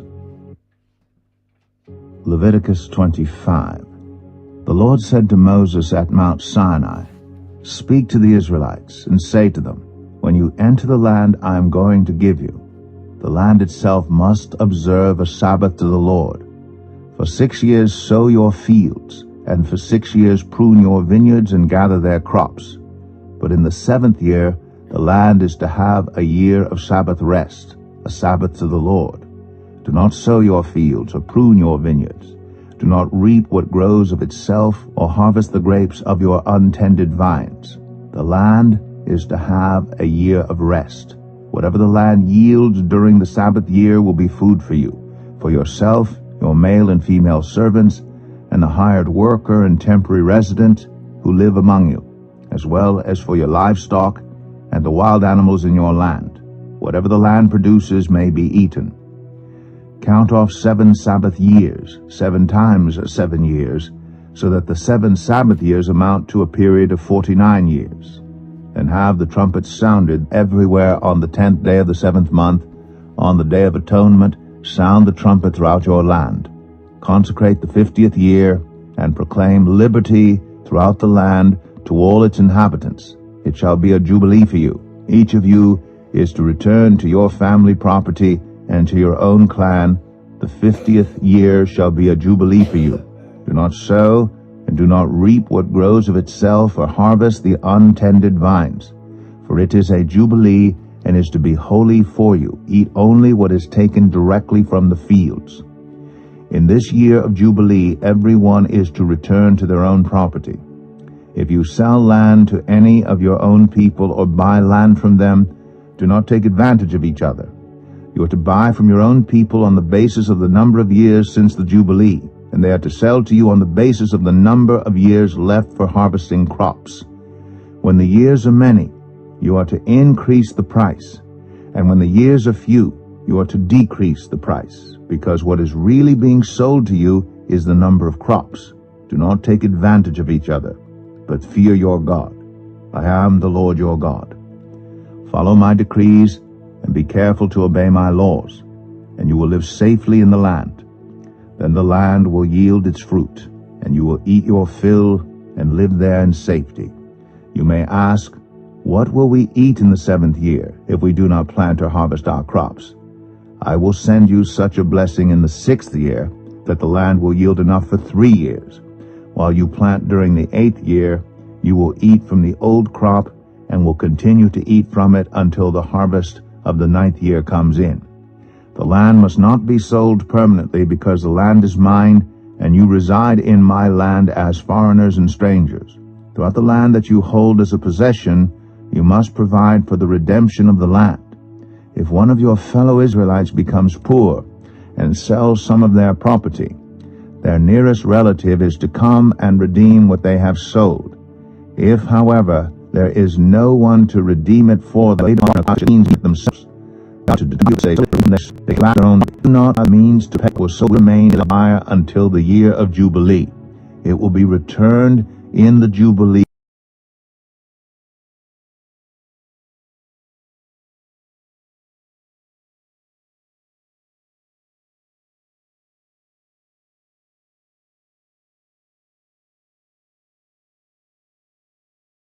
And they can then go back to their property. Anyone who sells a house in a walled city retains the right of redemption a full year after its sale. During that time, the seller may redeem it. If it is not redeemed before a full year has passed, The house in the walled city shall belong permanently to the buyer and the buyer's descendants. It is not to be returned in the Jubilee. But houses in villages without walls around them are to be considered as belonging to the open country. They can be redeemed, and they are to be returned in the Jubilee. The Levites always have the right to redeem their houses in the Levitical towns which they possess. So the property of the Levites is redeemable, that is, a house sold in any town they hold, and is to be returned in the Jubilee, because the houses in the towns of the Levites are their property among the Israelites. But the pasture land belonging to their towns must not be sold. It is their permanent possession. If any of our fellow Israelites become poor and are unable to support themselves among you, help them as you would a foreigner and stranger, so they can continue to live among you. Do not take interest or any profit from them, but fear your God, so that they may continue to live among you. You must not lend them money at interest or sell them food at a profit. I am the Lord your God, who brought you out of Egypt to give you the land of Canaan and to be your God. If any of your fellow Israelites become poor and sell themselves to you, do not make them work as slaves. They are to be treated as hired workers or temporary residents among you. They are to work for you until the year of Jubilee. Then they and their children are to be released, and they will go back to their own clans and to the property of their ancestors, because the Israelites are my servants, whom I brought out of Egypt. They must not be sold as slaves. Do not rule over them ruthlessly, but fear your God. Your male and female slaves are to come from the nations around you. From them you may buy slaves. You may also buy some of the temporary residents living among you and members of their clans born in your country, and they will become your property. You can bequeath them to your children as inherited property and can make them slaves for life, but you must not rule over your fellow Israelites ruthlessly. If a foreigner residing among you becomes rich and any of your fellow Israelites become poor and sell themselves to the foreigner or to a member of the foreigner's clan, they retain the right of redemption after they have sold themselves. One of their relatives may redeem them. An uncle or a cousin or any blood relative in their clan may redeem them. Or if they prosper, they may redeem themselves. They and their buyer are to count the time from the year they sold themselves up to the year of Jubilee. The price for their release is to be based on the rate paid to a hired worker for that number of years. If many years remain, they must pay for their redemption a larger share of the price paid for them. If only a few years remain until the year of Jubilee, they are to compute that and pay for their redemption accordingly. They are to be treated as hired workers from year to year. You must see to it that those to whom they owe service do not rule over them ruthlessly. Even if someone is not redeemed in any of these ways, they and their children are to be released in the year of Jubilee. For the Israelites belong to me as servants. They are my servants, whom I brought out of Egypt. I am the Lord your God. Leviticus 26. Do not make idols or set up an image or a sacred stone for yourselves, and do not place a carved stone in your land to bow down before it. I am the Lord your God. Observe my Sabbaths and have reverence for my sanctuary. I am the Lord. If you follow my decrees and are careful to obey my commands, I will send you rain in its season, and the ground will yield its crops, and the trees their fruit. Your threshing will continue until grape harvest, and the grape harvest will continue until planting, and you will eat all the food you want, and live in safety in your land. I will grant peace in the land, and you will lie down, and no one will make you afraid. I will remove wild beasts from the land, and the sword will not pass through your country. You will pursue your enemies, and they will fall by the sword before you. 5 of you will chase 100, and 100 of you will chase 10,000, and your enemies will fall by the sword before you. I will look on you with favor, and make you fruitful and increase your numbers, and I will keep my covenant with you.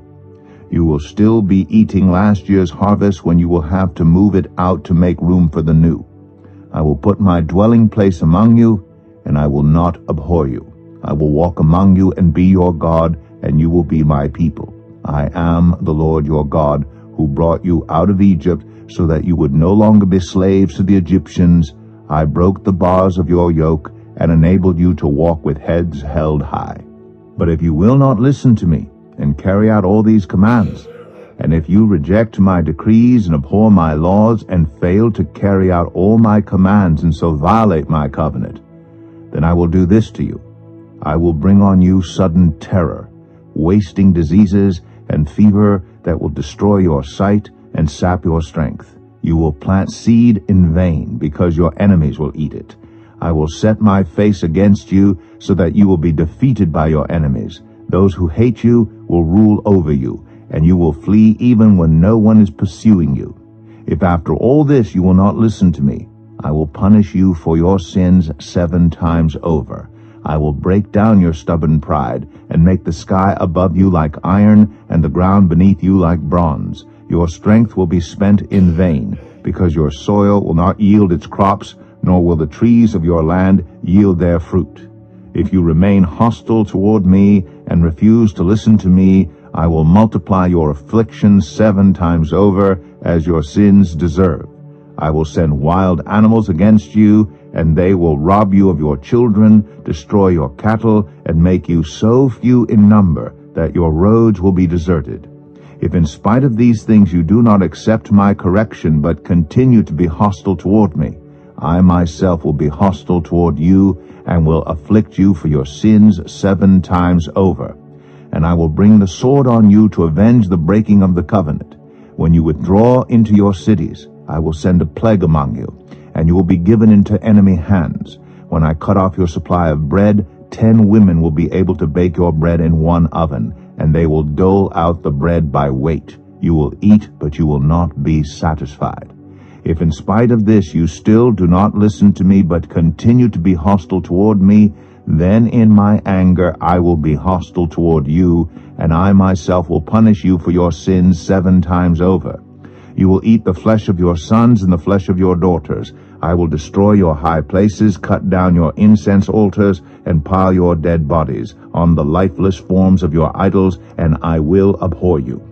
I will turn your cities into ruins and lay waste your sanctuaries, and I will take no delight in the pleasing aroma of your offerings. I myself will lay waste the land, so that your enemies who live there will be appalled. I will scatter you among the nations, and will draw out my sword and pursue you. Your land will be laid waste, and your cities will lie in ruins. Then the land will enjoy its Sabbath years all the time that it lies desolate, and you are in the country of your enemies. Then the land will rest and enjoy its Sabbaths. All the time that it lies desolate, the land will have the rest it did not have during the Sabbaths you lived in it. As for those of you who are left, I will make their hearts so fearful in the lands of their enemies, that the sound of a wind-blown leaf will put them to flight. They will run as though fleeing from the sword, and they will fall even though no one is pursuing them. They will stumble over one another as though fleeing from the sword, even though no one is pursuing them. So you will not be able to stand before your enemies. You will perish among the nations. The land of your enemies will devour you. Those of you who are left will waste away in the lands of their enemies because of their sins. Also because of their ancestors' sins they will waste away. But if they will confess their sins and the sins of their ancestors, their unfaithfulness and their hostility toward me, which made me hostile toward them so that I sent them into the land of their enemies, then when their uncircumcised hearts are humbled and they pay for their sin, I will remember my covenant with Jacob, and my covenant with Isaac, and my covenant with Abraham, and I will remember the land. For the land will be deserted by them, and will enjoy its Sabbaths while it lies desolate without them. They will pay for their sins because they rejected my laws and abhorred my decrees. Yet in spite of this, when they are in the land of their enemies, I will not reject them or abhor them so as to destroy them completely, breaking my covenant with them. I am the Lord their God. But for their sake I will remember the covenant with their ancestors whom I brought out of Egypt in the sight of the nations to be their God. I am the Lord.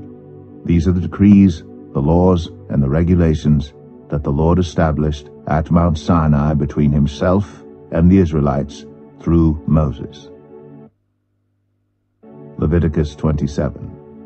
The Lord said to Moses, "Speak to the Israelites and say to them, if anyone makes a special vow to dedicate a person to the Lord by giving the equivalent value, set the value of a male between the ages of 20 and 60 at 50 shekels of silver according to the sanctuary shekel.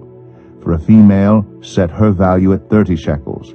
For a person between the ages of 5 and 20, set the value of a male at 20 shekels and of a female at 10 shekels.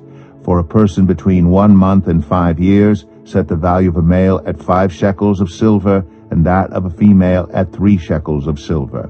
For a person 60 years old or more, set the value of a male at 15 shekels and of a female at 10 shekels. If anyone making the vow is too poor to pay the specified amount, the person being dedicated is to be presented to the priest, who will set the value according to what the one making the vow can afford.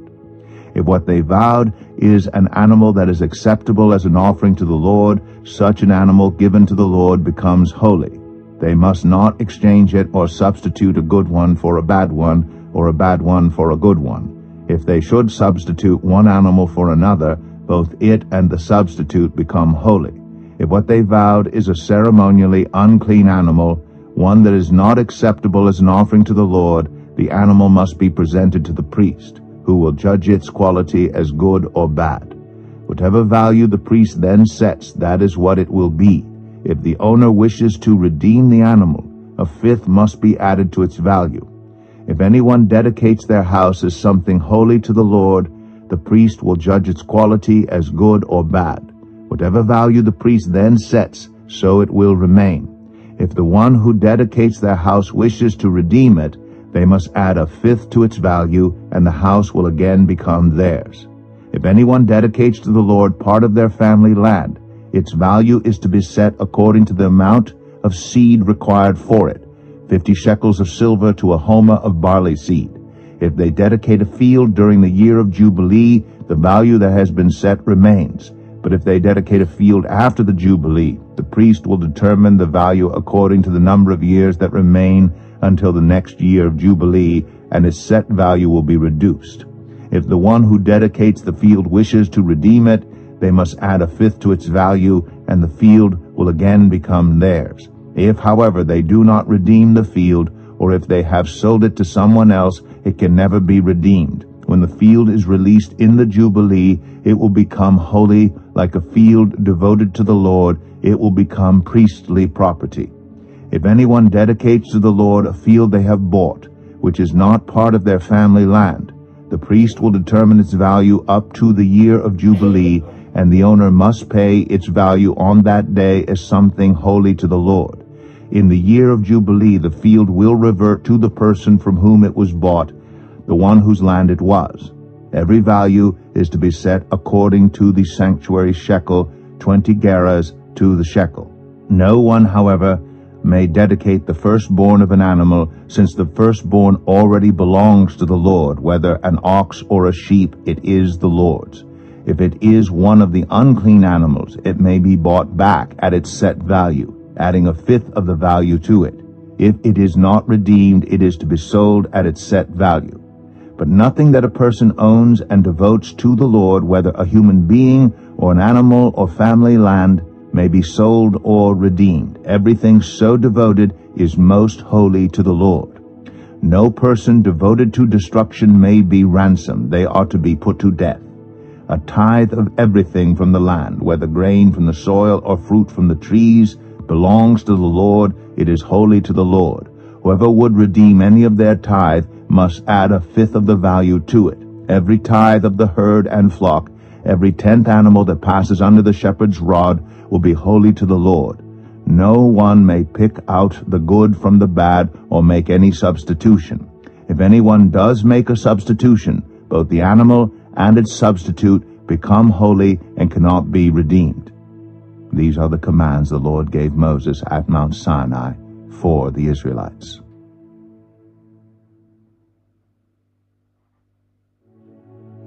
The Book of Numbers, chapter 1. The Lord spoke to Moses in the tent of meeting in the desert of Sinai on the first day of the second month of the second year after the Israelites came out of Egypt. He said, "Take a census of the whole Israelite community by their clans and families, listing every man by name, one by one.